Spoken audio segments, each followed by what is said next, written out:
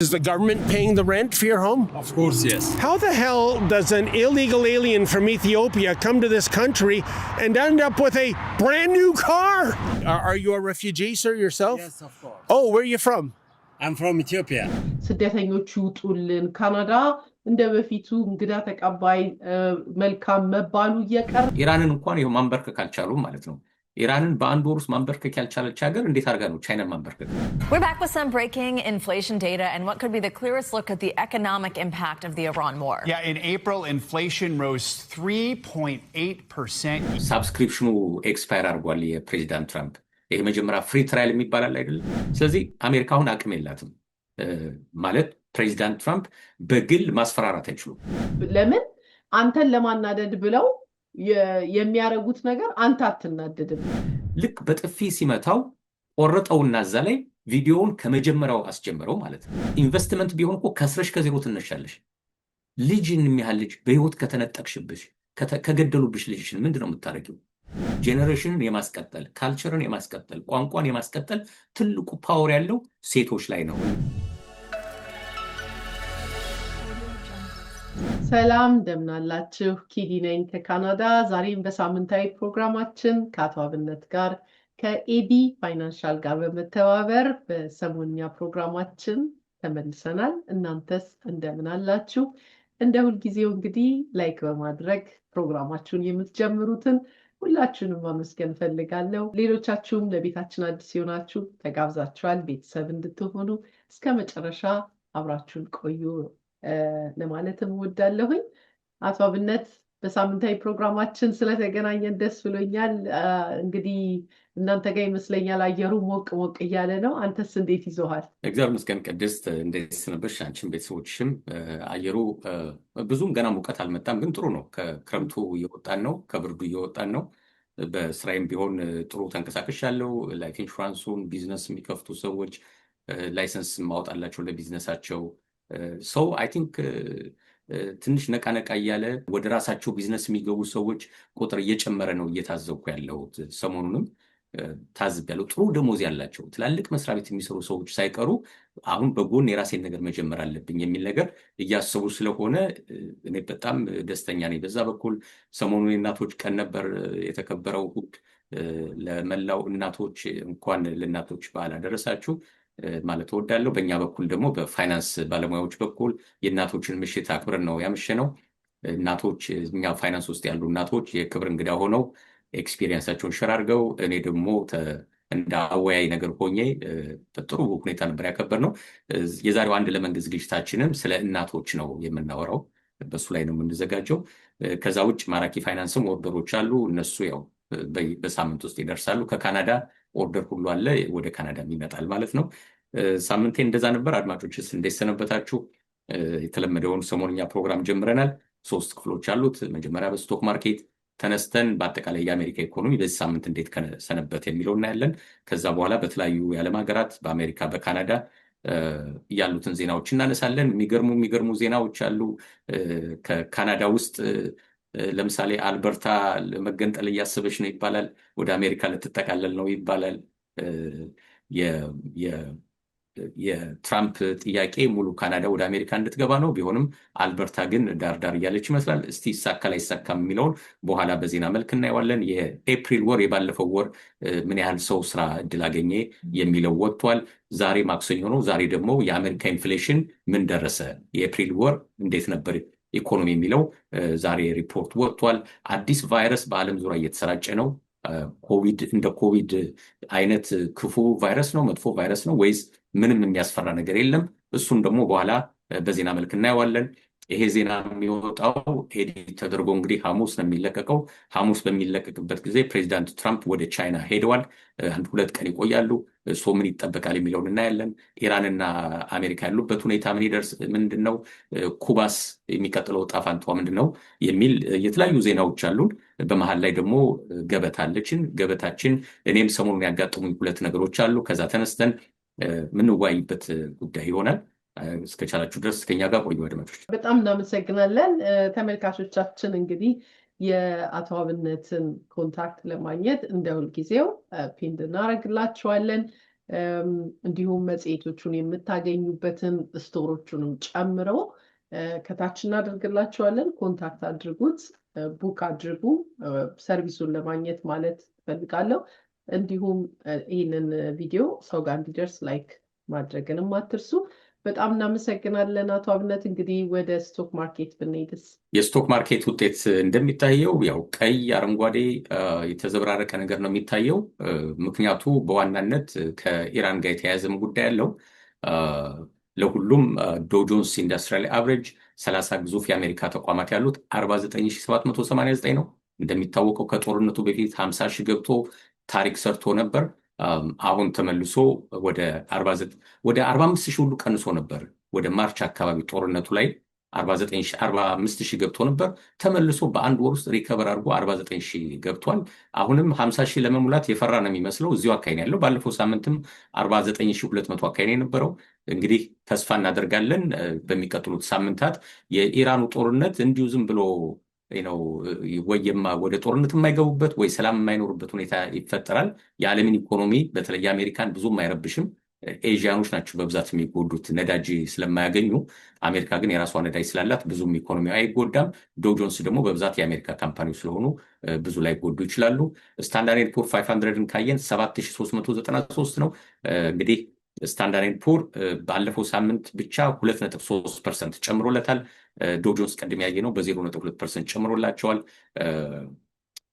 አመቱ ከገባ ስታንዳርድ ፑር በ8% ነው ቶታል ያደገው። ጥሩ ነው። እንደሚታየው ለጊዜው ዛሬ ቀይ ነው፣ በ0.27% ቀንሷል። ግን በስድስት ወር ወደኋላ ተመልሰን ብናየው 7.91% ጨምሯል። ጦርነቱ ነው ትንሽ የጎዳው ማለት ነው። ናስዳክን ካየነው 26 ሺህ ገብቷል። እንግዲህ 24 ሺህ መግባቱ ተአምር ነው እየተባለ 25 ሺህ ገብቶ አሁን ደግሞ ጭራሽ 26 ሺህ ገብቷል። ናስዳክ የቴክኖሎጂ ካምፓኒዎች ናቸው። ባለፈው አርብ 26247 ነበር። ትናንትና ሰኞ ደግሞ እና ዛሬ ማክሰኞ ትንሽ ቀንሶ ወደ 26 ሺህ አካባቢ ያለው። በአጠቃላይ ግን ባለፈው ሳምንት ብቻ በ4.5% ነው የጨመረው። ለስድስት ተከታታይ ሳምንታት ፖዘቲቭ ነው ናስዳክ። በአጠቃላይ ዓመቱም ከገባ በ11.3% ጨምሯል። ስለዚህ በአጠቃላይ የአሜሪካን ስቶክ ስናየው ዶው ጆንስ በ6.5%፣ ስታንዳርድ ፑር በ8%፣ ናስዳክ በ11% ዓመቱን በፖዘቲቭ እየመሩት ነው ማለት ነው። ገንዘባቸውን እዚህ ያስቀመጡ ሰዎች እንዲያው ጊዜያዊ ከፍ ዝቅ ማለት ቢታይም በጦርነቱ ምክንያት በመጨረሻ ግን ነገሩ እንደሚስተካከል ያሳያል። ሩሴል ትናንሽ ካምፓኒዎች 2831 ከ40 $2 ቢሊዮን በታች ያላቸው ካምፓኒዎች ናቸው። ዛሬ ቀይ ነው፣ መልሶ አረንጓዴ መሆኑ አይቀርም። ባለፈው ሳምንት ብቻ በ0.8% ጨምረዋል። ዓመቱ ከገባ ደግሞ በ7.7% ጨምረዋል። ቪክስ ፍርሃቱን ካየን በ1% ዛሬ ቀንሷል። 18 ፖይንት ላይ ነው ያለው። በአጠቃላይ ባለፈው ሳምንት ብቻ በኔጌቲቭ በ8% ቀንሷል። ፕሬዚዳንት ትራምፕ የሆነ ነገር ትዊት አድርገው ትንሽ ተረብሾ ነበር። እንደገና መልሶ ተስተካክሏል ማለት ነው። ቪክስም ፍርሃቱ መቀነሱም ስቶክ ላይ ኢንቨስት ለሚያደርጉ ለትላልቅ ተቋማት ወሳኝ ነገር ነው። በዓለም አቀፍ ደረጃ ስናየው የአሜሪካው ጠቋሚ ስታንዳርድ ፑር 500 7370 ዛሬ ትንሽ ኔጌቲቭ ነው። የአውሮፓው ስቶክ 5808 እሱም በ1.48 ኔጌቲቭ ያሳያል። የለንደኑ ኤፍቲኤሲ 100 10265 ነው፣ እሱም ትንሽ ቀንሷል። ኒኪ 225 ጃፓን 62000 ገብቷል። በ10,000 ፖይንት ጨምሯል በአንድ ወር እና በሁለት ወር ውስጥ ብቻ ማለት ነው። የጃፓን ስቶክ በከፍተኛ ሁኔታ እያደገ እንደሆነ ያሳያል። የ10 ዓመት የአሜሪካ ቦንድ 4.449 ነው። ለአሜሪካ የሚያበድር ሰው በአመት 4.44 ያገኛል። በየ6 ወሩ ወለድ ስለሚሰጠው 2.22 ያገኛል ማለት ነው። በዚህ ሳምንት ቦንድ የገዛ ሰው እንግዲህ የአመቱ ሲገባ ወደ 3.9 ሁሉ ቀንሶ ነበር 2026 ሲገባ። አሁን ግን አሜሪካ ጦርነት ላይ ስለሆነች ብዙ ወጪ ይጠብቃታል። ለዛም ደግሞ ገንዘብ ትፈልጋለች። ስለዚህ አሜሪካ ብድር ለመውሰድ እና ጥሩ ወለድ ለመክፈል ፈቃደኛ ናት። በኋላም ስለ አሜሪካ ብድር እንመለስበታለን። ኮሞዲቲን በምንመለከትበት ጊዜ ወርቅ 4677 ነው። አሁንም ወደ 5000 ለመግባት የፈራ ነው የሚመስለው። እዚሁ አካባቢ ያለው ለረጅም ጊዜ። ነዳጅ 107 ከ19 ነው። ከመቶ በታች በቃ መውረድ አልቻለም ነዳጅ። ምክንያቱም ሆርሙዝ አሁንም እንደተዘጋ ነው። በውስጥ በኩል ኢራን ቆልፈዋለች፣ በውጭ በኩል አሜሪካን የቆልፍ ያለው ማንም አያልፍም እያለች ነው። በዚህ ሁሉ እንግዲህ እየተጎዱ ያሉት የኤዥያ ሀገራት በብዛት ከአረብ ሀገራት ከነ ኩዌት ከነ ባህሬን ስለሆነ ጋዝና ነዳጅ የሚመጣላቸው እና የአፍሪካ ሀገራት እነሱ ናቸው እየተጎዱ ያሉት።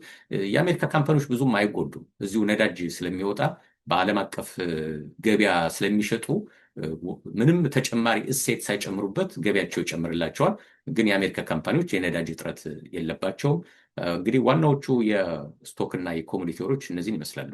በጣም እናመሰግናለን አቶ አብነት ለስቶክ ማርኬት ዘገባ። እንደ ሁልጊዜው ግንዛቤንና ከዓለም እኩል እንድንራመድ ስለምታደርገን በጣም ነው የምናመሰግነው። ሰሞኑን ካናዳ ላይ አነጋጋሪ የሆነ በእኛው በኢትዮጵያዊ ወገናችን አንድ አጋጣሚ ተከስቷል። ይሄውም በቶሮንቶ ነዋሪ የሆነ አዲስ መኪና ቶዮታ ይዞ ኤስዩቪ የሚንቀሳቀስ ሀበሻ ጋር ዩቱበር ነው፣ ራቨል ሚዲያ ይባላል። Do you stay in this hotel? Which one? Do you stay here? Stay here. No. I wanted to stay there. I was stay here. Oh. Now I just rent my home. Oh, okay then. Yeah. Okay. Are you a refugee, sir, yourself? Yes, of course. Oh, where are you from? I'm from Ethiopia. ቪዲዮ ላይ እንደምትመለከቱት ይሄ ሰው ቀረብ ብሎ ይጠይቀዋል። ያለበት አካባቢ የሪፊውጂ የስደተኞች ማረፊያ ነው። የካናዳ መንግስት ያ ትልቅ ሆቴል የነበረ እንደነበር ይነገራል። ያንን ወደ ሪፊውጂ ወደ ስደተኛ ማረፊያነት ቀይሮ እዛ ውስጥ ያሉ ስደተኞችን ነው የሚያሳድደው። እንግዲህ ይሄ ሰው ምንድን ነው የሚለው እንደ ካነጋገሩና ከቻናሉን ስትመለከቱት አክራሪነት ያለበት ነው። ልክ ይሄ የትራምፕ አይነት ተከታዮች አይነት ስታይል ነው የሚያካሂደው። ስደተኞች ይውጡልን፣ ካናዳ እንደ በፊቱ እንግዳ ተቀባይ መልካም መባሉ እየቀረ ያ ዘመን እየቀረ አሁን ወደ ማሳደድ እየሄዱ ያሉበት አሜሪካን የሚከተሉበት ሁኔታ እየተመለከትን ነው። እና ይህንን ኢትዮጵያዊ ቀረብ ብሎ እዚህ ነው ወይ የምትኖረው ይለዋል። ለምን እንደዛ ብሎ የሚጠይቀው የስደተኞችና በነፃ የሚኖሩበት ቦታ ነው። አይ እዚህ ነበርኩ የምኖረው ነገር ግን አሁን ወጥቻለሁ ይለዋል። አሁን ታዲያ የወጣኸው ስራ አግኝተህ ነው ወይ ሲለው አይ ስራ የለኝም። ታዲያ ቤት ተከራይተህ ነው? አዎ ቤት ተከራይቼ ነው። መንግስት ነው የሚከፍልልህ ሲለው ኦፍ ኮርስ መንግስት ነው የሚከፍልልኝ የሚል መልስ ይሰጠዋል። ዌር ዩ ፍሮም ሲለው ኢትዮጵያዊ ነኝ ከኢትዮጵያ ነኝ ብሎ ይመልሳል። በዛ የተነሳ ሰሞኑን ኢትዮጵያውያን መንግስት ላይ ተቀምጠው እኛ ስንት ዓመት ኖረን የማንነዳው መኪና 40 ዓመት ሙሉ በቃ ኮመንቱ ሶሻል ሚዲያው በጠቅላላ ኢትዮጵያን በደስ በማይል ሁኔታ እየተነሳ ያለበት ሁኔታ ነው። አቶ አብነት እንደው እዚህ ላይ ወደ አንተ ልጠይቅህና ከዚህ ምን መማር እንችላለን ብለህ ታስባለህ? አንዳንድ ጊዜ እንዲህ አይነት ሰዎች ይገጥማሉ፣ ተናግረው ያላሰብከውን የሚያናግሩ። ልጁ ትንሽ ፖላይትነት አለው፣ ኢትዮጵያዊነት አለበት ሲናገር። ጋዜጠኛ ነህ አልፈቀድኩልህም እኮ እንድትቀርጸኝ ምናምን አላስፈቀድከኝም ይላል እየሳቀ። ነገር ግን እሱ እያሳሳቀ እንደዚህ አገርን ስም በሚያስነሳ ሁኔታ ቀርጾ አደባባይ አውጥቶታል። እና ምን መማር እንችላለን ብለህ ታስባለህ ከዚህ? እንግዲህ ያው ዘመኑን መዋጀት ነው። ሌላ ምን ይደረጋል? መቼም ህፃን ልጆች አይደለንም ሁላችንም። ሚዲያውን እናየዋለን። በተለይ በአሜሪካ ኮንቴክስት ደግሞ አይስ ፖሊሶች በየቦታው አሉ። ቅድም እንዳልሻቸው የማጋ ተከታዮች ሚኒሶታ ለምሳሌ ሶማሌዎችን በጣም የሚያስጨንቋቸው ሰዎች ነበሩ። ሶማሌዎች በጣም አግሬሲቭ ናቸው። እኛም አንዴ የሆነ ፕሮግራም ሰርተን ነበር። በቋንቋም በባህሪያችን እኛ አግሬሲቮች አይደለንም። በቋንቋ አክሰንታችን፣ እንግሊዝኛችን ላይ ኮንፊደንስ የማይኖርን ከሆነ እንደዚህ አይነት ሰው መጥቶ ሲያናግርን ዝም ነው ማለት ያለብን። ጥፋት ከሆነ ፖሊስ ከሆንክ አነጋግረኝ፣ ፖሊስ ካልሆንክ ግን ምንም መልስ አልሰጥም ብሎ ነው መሄድ ያለበት። ያጠፋሁት ነገር ካለ ዝም ብሎ ማይክ ይዞ ስለመጣ ብቻ የተጠየቅነው ነገር ከመለስን እንዴት እንደሚተረጎምብን ስለማናቅ፣ በተለይ ደግሞ አሁን ስደተኛ ጠል አገር ውስጥ ስለሆነ ያለ ነው መንግስታት አትሊስት በአሜሪካ እንደዛ ናቸው። በካናዳ ምናልባት እንደ መንግስት ስደተኛ ጠል ላይሆን ይችላል። ግን ይሄ ራይት ዊንግ የሚባሉት አክራሪዎቹ በየአገሩ አሉ። በተለይ አውሮፓ፣ እንግዲህ ካናዳም አንቺ እንዳልሽው እኔ ብዙም አላውቅም ነበር። ስለዚህ ዘመኑን መዋጀት ነው ያለብን። እንደዚህ አይነት ዘመን ውስጥ ከሆነ ያለ ነው በተቻለ መጠን ዝም ነው ማለት ያለብን። ዝም በማለት ምንም የምንጎዳው ነገር የለም። ሌላ ምን ማለት ይቻላል? ኮንፊደንስ ያለው ሰው በቋንቋ ኮንፊደንስ ያለው ሰውየውም ተከራክሮ ስለ ኢሚግሬንት ማሳየት ማሳመን የሚችል ኢሚግራንት ለኢኮኖሚ የሚያደርጉትን አስተዋጽኦ እንደዚህ ተከራክሮ ማሳመን ከቻለ አውትስማርት አደረገው ማለት ነው ያኛውን ሰው። ካልሆነ ግን ያው ተሸናፊዎች እንሆናለን። በሰው ሀገር ስለሆነ የምንኖረው ተሸናፊዎች ከምንሆን ዝም ማለት ይሻላል ብዬ ነው። በጣም በትክክል እዛው ቪዲዮ ላይ የሚገርመው መማሪያ የሚሆን አጋጣሚ አይቻለሁኝ። እችኛዋን ልጅ ብናዳምጣት አሁን ይጠይቃታል። አፍሪካዊ ናት እንደኛው። ሲጠይቃት ሁለት ልጅ ይዛ ነው የምትራመደው። ዌር ዩ ፍሮም እሱ ያው አገራቶችን ለማሳጣት ነው የሚሄድበት። በጣም አስቀያሚ ሁኔታ ነው እና ዌር ዩ ፍሮም ብሎ ሲጠይቃት ላናግርህ አልፈልግም ብላው ነው ጥላው የሄደችው። Hi, ma'am. I'm just wondering, do you live here? Where are you originally from? I'm sorry, I don't want like this. You don't know where you're from? No, I don't want to talk.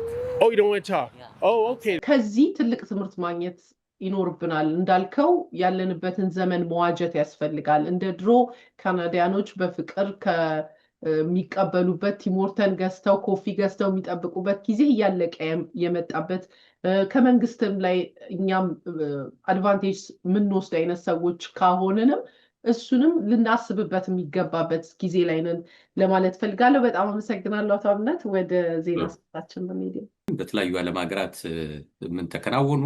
እንግዲህ በአሜሪካ ስንጀምር አንድ በጣም ከባድ ነገር የስፕሪት አየር መንገድ ባለፈው ሳምንት ከስሮ ተዘግቷል። ከጊዜ ማጣት አንጻር የማክሰኞ ዕለት ዜናውን አላቀረብነው እንጂ ኦልሬዲ ተዘግቶ ነበር። ቅዳሜ ዕለት ይመስለኛል፣ ከሳምንት በፊት በነበረው ቅዳሜ ሙሉ በሙሉ ስራውን አቋርጧል። 2 ጊዜ ባንክራፕሲ ፋይል አድርጎ ነበር። በባይደን አስተዳደር ጊዜ ዳኞች ወይም ኮርት ዲክላይን አድርገውበታል። ብዙ ጥረት ሞክሮ ነበር ለመነሳት። ይሄ ሎ ኮስት አነስተኛ ክፍያ የሚጠይቅ አየር መንገድ ነበር። ከዚህ በኋላ መቀጠል አልቻለም። ሙሉ በሙሉ ስራውን አቋርጧል። ብዙ ፓይለቶች፣ ብዙ የአየር መንገዱ ሰራተኞች እንግዲህ ስራ የላቸውም ማለት ነው። ከዛ ውጭ የአሜሪካ ሴኪሪቲ ኤክስቼንጅ በየጊዜው ካምፓኒዎች ሪፖርት ማድረግ አለባቸው። ገቢያቸውና ወጫቸውን ሪፖርት ማድረግ አለባቸው። የአሜሪካ መንግስት በየ3 ወሩ ሪፖርት እንዲያደርጉ ይገደዳሉ። ለምሳሌ ስታንዳርድ ኤንድ ፑር ላይ 500 ተቋማት አሉ። ናስዳክ ላይ 4000 አሉ። ዶው ጆንስ ላይ 30 አሉ። ሁሉም በየ3 ወሩ ሪፖርት ማድረግ አለባቸው። ገቢያቸውን፣ ወጫቸውን፣ ትርፍም ካላቸው ስራቸውን ብቻ ሰው ለሚቀጥሉት 6 ወራት ወይ ዓመት ደግሞ እንደገና ፕሮጀክሽናቸውን ያሳያሉ። ያተርፋሉ ወይስ ይከስራሉ የሚለውን በየ3 ወሩ ግን ይሄን ሪፖርት ሲያደርጉ ማኔጅመንት በጣም ቢዚ ይሆናል። ካቶ ሪፖርቱ በጣም ጥንቃቄ ስለሚጠይቅ የፋይናንሻል ስቴትመንቱ እና ፕሬዚዳንት ትራምፕ ከዚህ በፊት በቃ 3 ወር በጣም በዝቷል፣ በየ6 ወሩ ይሁን ብለው ነበር። አውሮፓ በየ6 ወሩ ነው ሪፖርት የሚያደርጉት። የሰሞኑን የወጣው ሪፖርት ኢኮኖሚስት ነው ያወጣው። የአሜሪካው ሴኪሪቲ ኤክስቼንጅ ይሄን ነገር ወደ አፈጻጸም እየሄደበት ነው። ከዚህ በኋላ በየ6 ወሩ ነው ሪፖርት የሚቀርበው እየተባለ ነው። እንግዲህ እሱ ደግሞ ኢንቨስተሮችን ትንሽ ያሰጋቸዋል። ምክንያቱም ገንዘባቸውን ኢንቨስት አድርገዋል። ድርጅቱ እየሰራ ነው ወይስ ውጤቱ እንዴት ነው የሚለውን ቶሎ ቶሎ መከታተል ይፈልጋሉ። አሁን ግን በአመት 2 ጊዜ ብቻ ነው ማወቅ የምትችሉት ተብለዋል። አሜሪካ በጣም አንድ የሚገርም ዜና ያየሁት ኮሎራዶ ውስጥ ነው። ኮሎራዶ አንድ የትምህርት ቤት ዲስትሪክት አለ። የኤልዛቤት ስኩል ዲስትሪክት ነው የሚባለው። እንግዲህ ኮሎራዶ ያላችሁ ኢትዮጵያውያኖች ምናልባት ይሄ አውሮራ አካባቢ ዋናው ከተማ አካባቢ ከሆነ ልታውቁት ትችላላችሁ። ወይም ዲስትሪክት ካልሆነ ወደ ውስጥ ያሉ ወደ ትናንሽ ካውንቲዎችም ሊሆን ይችላል። ይሄ ዲስትሪክት አዲስ መመሪያ አውጥቷል። የሆል ፓስ ሲስተም የሚባል ነው። ምን ማለት ነው? ተማሪዎች ወደ ሽንት ቤት ሲሄዱ ዲጂታሊ ክሎኪን ማድረግ አለባቸው። እኛ የምናውቀው ለምሳሌ በዩኒቨርሲቲ ክላስ ኢትዮጵያ ውስጥ ዝም ብለሽ ተነስተሽ ሽንት ቤት መሄድ ትችላለሽ ከፈለግሽ፣ ችግር የለውም። አደልት በቃ ራሳቸውንም የሚያውቁ ሰዎች ናቸው ተብሎ ስለሚገመት ተነስተሽ ብትወጪ አስተማሪው አይናደድም። መሀል ላይም ብትገቢ ብዙ ሚትስናት ቢግ ዲል ማለት ነው። እዚህ ግን ትምህርት ቤቶች ኤሌመንታሪ ኢትዮጵያ አስተማሪ ያስፈቀደች ነው የምትወጪው፣ ዝም ብለሽ ተነስተሽ አትወጪም። እዚህ ግን ምንድነው ተማሪ መውጣት ይችላል። ስትወጡ ግን ዲጂታሊ መፈረም አለባችሁ ወደ ሽንት ቤት ስትሄዱ እና በቀን ስንት ጊዜ ሽንት ቤት እንደሄዳችሁ እና ምን ያህል ጊዜ እንደቆያችሁ ሽንት ቤት ሪከርድ መያዝ አለብን ብለው ነው የተነሱት። ለምን እንደዛ እንዳሰቡም አይታወቅም። ኤኒዌይ አንድ ተማሪ ግን አላረገውም አለች እና ጠበቆች ፍርድ ቤት ሄዱ። በፍጹም ማድረግ አትፈልግም እና ስለዚህ መገደድ የለባትም። ምክንያቱም የሳታኒክ ቴምፕል ተከታይ ናት።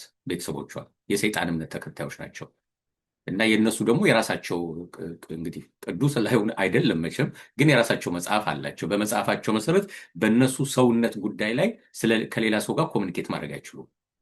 ሽንት መሽናት አለብኝ በሚለው ላይ ከሌላ ሰው ጋር ኮሚኒኬት እንድታደርግ አትገደድም ማለት ነው። በእነሱ እምነት በሰውነታቸው ላይ እነሱ ናቸው መወሰን የሚችሉት እና የሳታኒክ እምነት ተከታይ ስለሆነች መገደድ የለባትም ብለው ኮርት አመለከቱ። ዳኛው መብቷ ነው አሉ። በቃ እሷ ዲጂታሊ ሪፖርት ማድረግ የለባትም ሽንት ቤት ስቴት ተባለች ማለት ነው።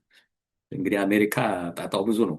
በየቦታው አሉ የሳታኒክ ቸርቾች እና 2 ቦታ፣ አንድ ሳክራሜንቶ ሄድኩ ጊዜ፣ አንድ ደግሞ ፊላደልፊያ የሄድኩ ጊዜ ቸርቾቹን በአጋጣሚ አይቻቸው ነበር። ቸርች ነው የሚሉት ኤኒዌይ፣ ግን ምልክት አላቸው ምናምን። እዛ አካባቢ ወክ ሳረግ አየዋቸውና በመጽሐፍ በኮንስፓይረሲ ቲዎሪ የማያቸው ስለነበሩ በጣም ገርሞኝ መሀል ከተማ ላይ በቃ የሰይጣን እምነት የሚከተሉ ሰዎች ቁጭ ብለው ማለት ነው። የሚገርም ነው። ሌላ በጣም የሚገርም ዜና አይዶኖ ካናዳ እንደዛ አይነት አሰራር እንዳለ አላውቅም። አሁን በአሜሪካም ቅርብ ጊዜ ነው ያየሁት እኔ። ልጆቻችን በትምህርት ቤቱ ላፕቶፕ በሚጠቀሙበት ላፕቶፕ ምን አይነት ዌብሳይት ገብተው እያዩ እንደሆነ ሪፖርት እሑድ እሑድ ይመጣልናል። እኔ አሁን አገኛለሁ እና ቅርብ ጊዜ ነው የጀመሩ። ድሮ እንደዛ አልነበረም። በግላቸው በስልካቸው ምናምን የሚያዩትን ወላጅ ካልተከታተለ በቀር ትምህርት ቤቱ የሚያውቁበት ምክንያት አይኖርም። ግን በትምህርት ቤቱ ላፕቶፕ የሚያዩትን ነገር የትኛውን ዌብሳይት አክሰስ አደረጉ የሚለውን በሙሉ ሪፖርት ሳመሪ እሑድ እሑድ ይመጣል። አንድ እናት በሆነ ጉዳይ ላይ ከልጃቸው ጋር ስታወራ ፎርትናይት የሚባል ጌም አለ። ስለሱ ጌም ስታወራ ከሁሉም የበለጠ ኤክስፐርት ሆኖ ቁጭ ያለ የ7 ዓመት ልጃቸው ማለት ነው። ስለ ጌሙ ሲያወራ ፋስት ነው በቃ። እና ከልክለውታል። ዩቲዩብ ማየት አይችልም፣ ታግዷል። እንግዲህ ተከልክሏል። የት ነው ይህን ሁሉ እያየው ያለው እንዴት ሊያውቅ ቻለ ብለው እናቱ የትምህርት ቤቱን ቼክ ስታደርግ ጉግል ነው በጣም የሚያዩ። ጉግል ያያሉ ብዙ ነገር ሰርች ስለሚያደርጉ ማለት ነው ተማሪዎች ነው። ውስጥ ገብታ ስታየው ግን በ3 ሳምንት ብቻ ከ13 ሺህ በ3 ወራት ብቻ ከ13 ሺህ በላይ ዩቲዩብ ገብቶ ይሄን ቪዲዮ ሲያይ ነው ያለው። ደግሞ የሚያየው ሰዓቱን ቼክ አይ ቲንክ አድርገዋለች። ክላስ ውስጥ ሆኖ ነው የሚያየው።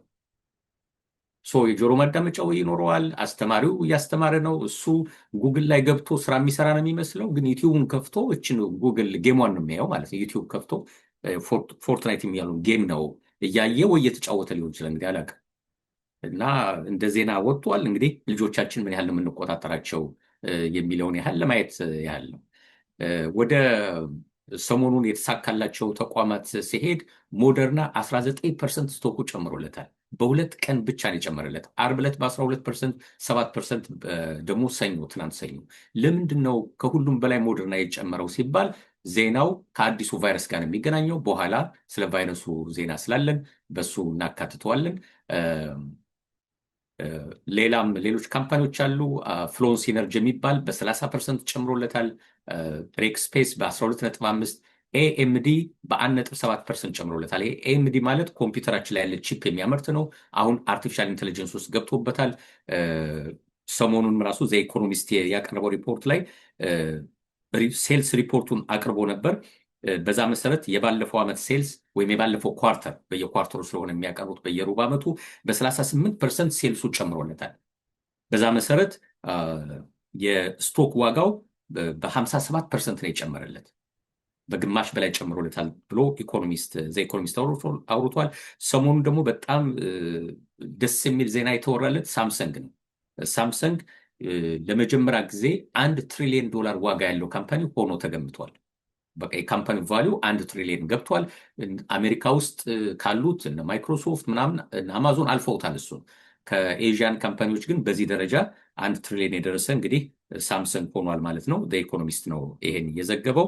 ስታርባክስ ዜና ልሂድ። የስታርባክስ ሲኢኦ ብራያን ኒኮል ይባላሉ። ሰሞኑን በሆነ ጉዳይ መልስ ሰጥተው መልሱ ራሱ አነጋጋሪ ሆኗል።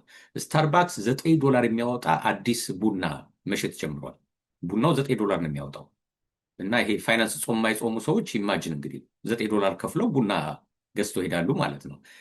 እና እንዴት ቡና በ$9 ይሸጣል ተብለው ሰዎች ኮምፕሌን አድርገዋል። እና ሰዎች እንደዚህ ቅር ብሏቸዋል ተብለው ሲጠየቁ እሳቸው ያሉት ምንድን ነው? ለአንዳንድ እንትኖች ሰዎች ለየት ያለ ኤክስፒሪየንስ እንዲያገኙ ነው ይሄ ቡና የተዘጋጀው። እንግዲህ ያው ስታርባክስ ነው የሚጠጡት እዛው። ስለዚህ ምንም ኤክስፒሪየንስ የለም። ኤክስፒሪየንስ የሚባለው ኢንቫይሮንመንቱ ነው። እና አየር መንገድ ለምሳሌ ከሆነ ሞር የምትከፊ ከሆነ ከፊት ያለው ወንበር ትቀመጫለሽ። እግርሽ ትንሽ ስፔስ አለው። 2 ሰው ብቻ ነው የሚቀመጠው። ሞር ምግብ ምናምን በደንብ ይሰጥሻል። ኤክስፒሪየንሱ ጥሩ ነው። $9 ቡና የሚከፍለው የተለየ ወንበር ይሰጠዋል ወይ? ምንድነው የተለየ ኤክስፒሪየንስ? እሱ አይደለም። እና እሳቸው ላሉት እንዲያው ሂሳብም ደግሞ መቁጠር የሚፈልግ ከሆነ ዞሮ ዞሮ $10 በታች ነው የሚል መልስ ነው የሰጡት። ምንም $9 ጀስቲፋይ የሚያደርግ ነገር አይደለም። ግን እኔ የገረመኝ $9 ከፍሎ ቡና የሚጠጣ ሰው አለ። ቤቱ እኮ ቢያፈላው $1 በላይ የማያስወጣ ቡና ማለት ነው። እነሱ ይሄኔ ከኢትዮጵያ የመጣውን ይሆናል $9 የሚሸጡት። ሌሎች ቡናዎች አሉ፣ በጣም ውድ የሆኑ ቡናዎች አሉ። እሱን መቼም ስታርባክስ በዚህም ብር አይሸጠውም። አዘርዋይስ ግን ሬጉላር የሆነውን ቡና $9 ትክክል አይመስለኝም። የመለሱት መልስም ግራ የሚያጋባ ነው። ለየት ያለ ፕሪሚየም ኤክስፒሪየንስ እንዲኖራቸው ነው ብለዋል። ግን ያው ቡና ነው፣ ምንም የተለየ ኤክስፒሪየንስ አይኖረው። ወደ ሆምላንድ ሴኩሪቲ ሲሄድ ባለፈው ሳምንት ለመጀመሪያ ጊዜ እንግዲህ ከሁለት ወራት በኋላ የሆምላንድ ሴኩሪቲ ሰዎች ደሞዝ እንዲከፈላቸው በጀት ተፈቅዷል። ሴኔት ውስጥ ያሉት የዲሞክራትና ሪፐብሊካን ፓርቲ አባላት ተስማምተው ለሆምላንድ ሴኩሪቲ በተለይ ዲኤችኤስ ለሚባለው ኤርፖርት ሴኩሪቲ ምናምን ሁሉ ላለበት ማለት ነው ለመጀመሪያ ጊዜ ደሞዝ እንዲከፈላቸው በጀቱ ጸድቋል።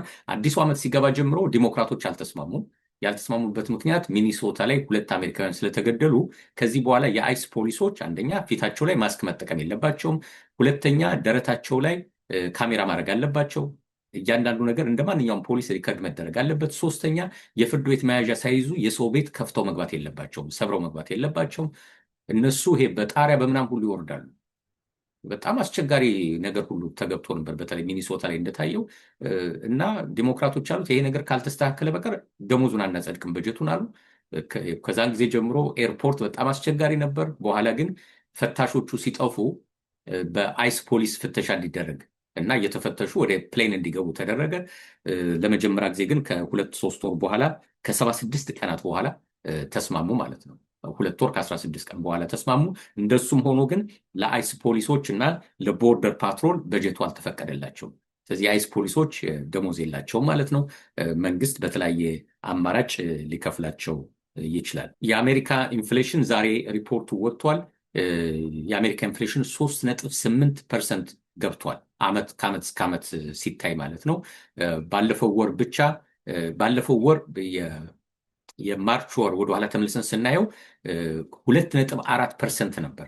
ከፌብሩዋሪ ጋር ሲወዳደር ከዓመት እስከ ዓመት ያለውን ሬት ሲያወጡት 2.4 ነበር። አሁን ግን በአንድ ወር ብቻ በ0.6% ጨምሯል። በአጠቃላይ ግን ከዓመት እስከ ዓመት ባለው ትሬንድ ሲታይ የአሜሪካ ኢንፍሌሽን 3.8% ገብቷል። አሁን ይሄ የሚያሳስበን ምንድን ነው? እያንዳንዱ የምንገዛው ዋጋ እየጨመረ ነው። ሁለተኛ ከዚህ በኋላ ወለዱን ለመቀነስ እድሉ አይኖርም። ኢንፍሌሽኑ እየጨመረ ሲሄድ መንግስት ወይም ፌደራል ሪዘርቭ ወለዱን አይቀንስም ማለት ነው። እንዲያውም ወለዱን ነው የሚጨምረው። ወለዱን ሲጨምር እኛ ክሬዲት ካርድ እንዳንጠቀም ዲስከሬጅ ሲያደርገን ነጋዴዎቹ ሳይወድ በግድ ዋጋ ይቀንሳሉ በሚል የኢኮኖሚክ አናሊሲስ ወይም ትንታኔ ማለት ነው። በዚህ በኩል እንግዲህ የምናየው ከሆነ ኢንፍሌሽኑ እየጨመረ ነው። የነዳጁ ጉዳይ ገና የሆርሙዝ ጉዳይ መፍትሄ አላገኘም። ስለዚህ በሚቀጥሉት ወራት ምናልባት ወለዱ ይጨምር እንደሆነ ነው እንጂ የሚቀንስበት ምንም ምክንያት አይኖርም። ኢንፍሌሽኑ ቀንሷል፣ ወደ 2% እየተጠጋ ነው ቢባል ኖሮ ፌደራል ሪዘርቭ ላይ ፕሬዠር ይበዛበት ነበር ወለዱ እንዲቀንስ።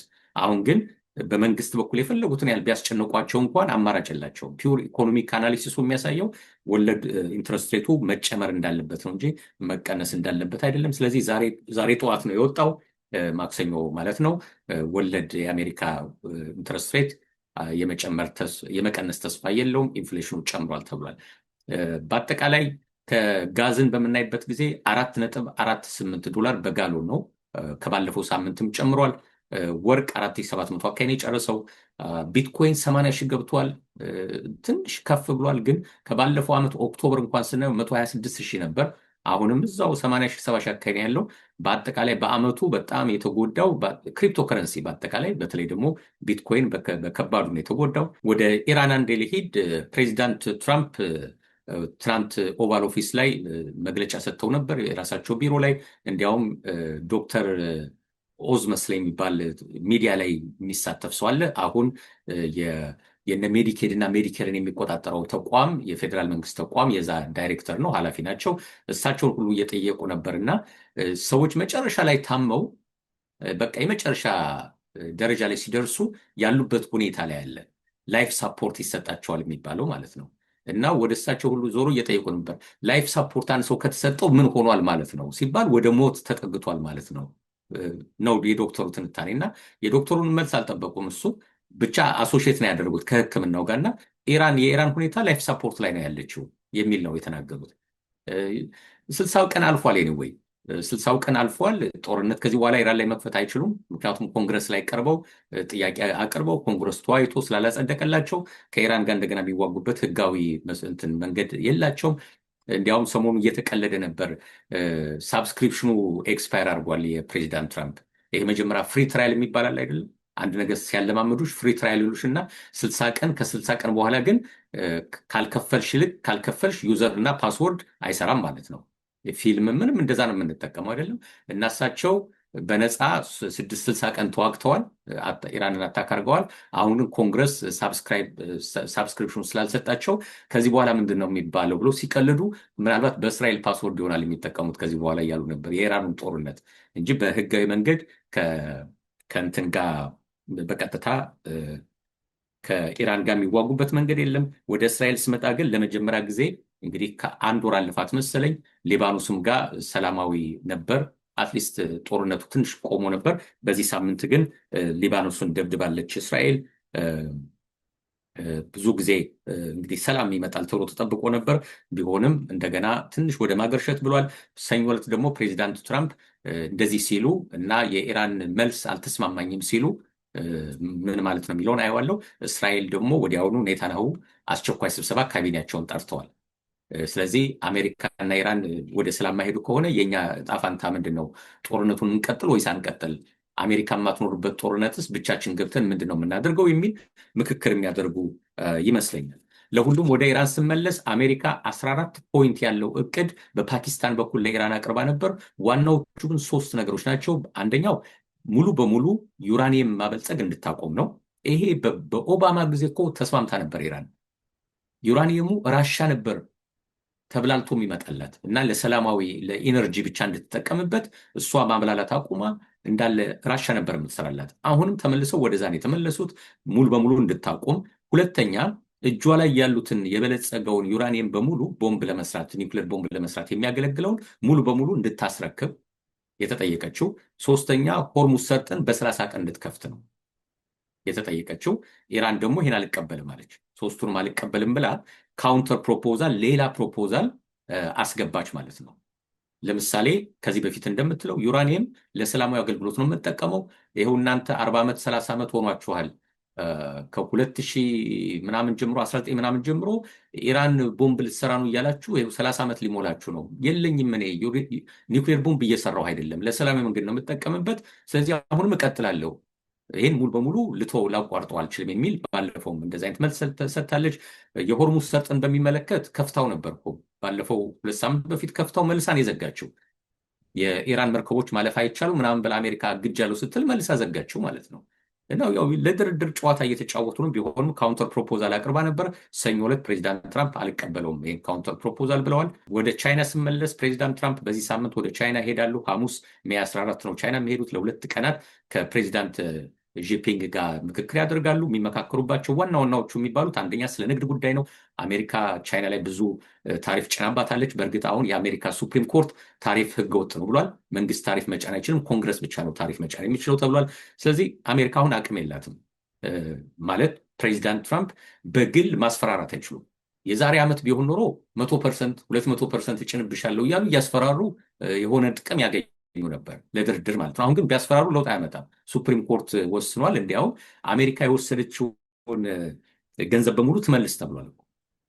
በታሪፍ የወሰደችውን ሁሉ ትመልስ ስለተባለ ለማስፈራራትን መጠቀም አይችሉም። ሬር እርዝ ሜታል የሚባሉትን አሜሪካ ሚሳይል ምናምን ለመስራት የጦር መሳሪያ ለመስራት ለብዙ ነገር የሚያገለግለውን እንደ ማግኔት ለምሳሌ የሚሰራበትን 90% የተቆጣጠረችው ቻይና ናት። ስለዚህ በድርድሩ አፐር ሃንድ የበለጠ ፓወር ያላት አሁን ቻይና ሆናን የመጣችው ማለት ነው። ይሄን ነገር የምትፈልጉ ከሆነ ይህን ነገር ስጡኝ ብላ ዲማንድ ማድረግ ትችላለች። አሜሪካ ግን ይህን ማትሰጭኝ ከሆነ ማዕቀብ እጥላለሁ ብላ አምና ያስፈራራችበትን ስትራቴጂ አሁን መጠቀም አትችልም ማለት ነው። እንዲያውም ባለፈው አንዴ ዛሬ 6 ወር ነው መሰለኝ ዜና ልታቅርበ ነው ነበር እሳቸው ለድርድር ከቻይና ጋር ሲቀመጡ አሜሪካና ቻይና ድርድር ስለነበሩ ቴብል ላይ ሲቀመጡ በቴብል ቻይናን በቴብል ድርድር በጠረጴዛ ላይ ድርድር እንግሊዝኛው ነው የበለጠ ሴንስ የሚያደርገው እና በጠረጴዛ ላይ ድርድር በቴብል እንግዲህ ተብሎ ይተረጎምና ቻይናን እናሸንፋለሁ ብለው ሲሄዱ እነሱ ቻይና ግን በፔሪዮዲክ ቴብል አሸነፈቻቸው ነው ዜናው። ፕሬዲክቴብል ማለት እነዚህ ሬር እርዝ ሜታል የሚባሉት በእነሱ እጇ ላይ ስለሆነ ያሉት ዞሮ ዞሮ ድርድሩን እሱ አሸነፈች ነው የተባለው። ሌላው የሚደራደሩበት ታይዋን ነው። እስከ ከ2027 ጀምሮ መሰለኝ ቻይና ታይዋንን የመቆጣጠር ስራ ውስጥ ትገባለች ተብሏል። በጦር ኃይል ነው የምትቆጣጠረው ወይስ በሌላ መንገድ? እንግዲህ ጊዜው ሲደርስ የሚታይ ይሆናል። የኢራኑ ጦርነት ደግሞ አሜሪካን በጣም ኤክስፖዝ አረጋት ለብዙ ነገር። በአሜሪካ በፍጹም አይደፈሩም የሚባሉ ስቲልዝ የሚባሉት የጦር አውሮፕላኖች ኢራን መታቸዋለች። አሁን ያን ቴክኖሎጂ ኢራን እንዴት እንደመታችው ቻይና ከዛ ትማራለች ማለት ነው። የሆነች ቀዳዳ አለች፣ ክፍት ቦታ አግኝታ ኢራን የመታችበት ማለት ነው። እሱን ቻይና በቀላሉ ታውቀዋለች አሁን ከኢራን ስለምትወስዱ። ያን የጦር መርከቦች የአሜሪካ አይደፈሩም የሚባሉትን ኢራን መታቸዋለች። ያው አሜሪካ ክዳለች፣ አልተመቱም ብላለች። ግን ሁለቱ ትላልቅ ግዙፍ የጦር መርከቦች ተመልሰዋል ወደኋላ። ከቬኔዙላ የተንቀሳቀሰው ጀራርድ ፎርድ ራሱ ተመልሷል ወደኋላ። ለረጅም ጊዜ ዲፕሎይ ስለተደረገ የሆነ ቦታ ላይ እሳት ተነሳ መርከብ ውስጥ ምናምን ብለው መልሰውታል። እና የአሜሪካ ፓወር ድሮ እንደተገመተው አይደለም አሁን ለቻይና ማለት ነው። ስለዚህ እንደ በቀላሉ የምትፈራም ሀገር ላትሆን ትችላለች ቻይና በዚህ ድርድር። ታይዋንን በቃ የኔ አካል ናት እፈልጋታለሁ ብትል ምንድን ነው የሚሆነው? በዚህ ሳምንት ባለፈው ሳምንት ደግሞ ቻይና ለሁሉም የአፍሪካ ሀገራት ከታክስ ውጪ እቃ ወደ ቻይና እንዲልኩ ፈቅዳለች። ልክ አሜሪካ ድሮ ለአፍሪካ ሀገራት ትፈቅድ እንደነበረው አሁን እንዳስቆመችው ማለት ነው። ቻይና ፈቅዳለች። ኤክሴፕት አንድ ሀገር ብቻ ናት፣ እሷም ታይዋንን እውቅና ስለሰጠች። እና ለቻይና ቀልድ አይደለም ይሄ ነገር። በኋላ ምናልባት ወደ አፍሪካ ዜና ስንሄድ እንደገና በሌላ ኬዝ እናየዋለን። ስለዚህ የኢራንና የኢራን ጦርነት ጉዳይም አንዱ የንግግሩ ርዕስ ይሆናል። ሌላው ደግሞ አርቲፊሻል ኢንቴሊጀንስ የንግግሩ ጉዳይ ሊሆን ይችላል። ምክንያቱም ትላልቅ የኤአይ ካምፓኒዎች ያሉት አሜሪካ ውስጥ ነው። ብዙዎቹ ለቻይና ካምፓኒዎች አገልግሎት እንዳይሰጡ ታግደዋል። ዋናውን ቺፕ የሚያመርተው ራሱ ቁጥጥር ይደረግበታል ተብሏል፣ ኢንቪዲያ ስለሆነ እሱም በመከራን የተፈቀደለት፣ ያውም ለአሜሪካ መንግስት የተወሰነ ፐርሰንት ከፍላለሁ ብሎ ማለት ነው ከሚሸጠው ሽያጭ። ይሄ ሁሉ የድርድሩ ርዕስ ይሆናል ተብሏል።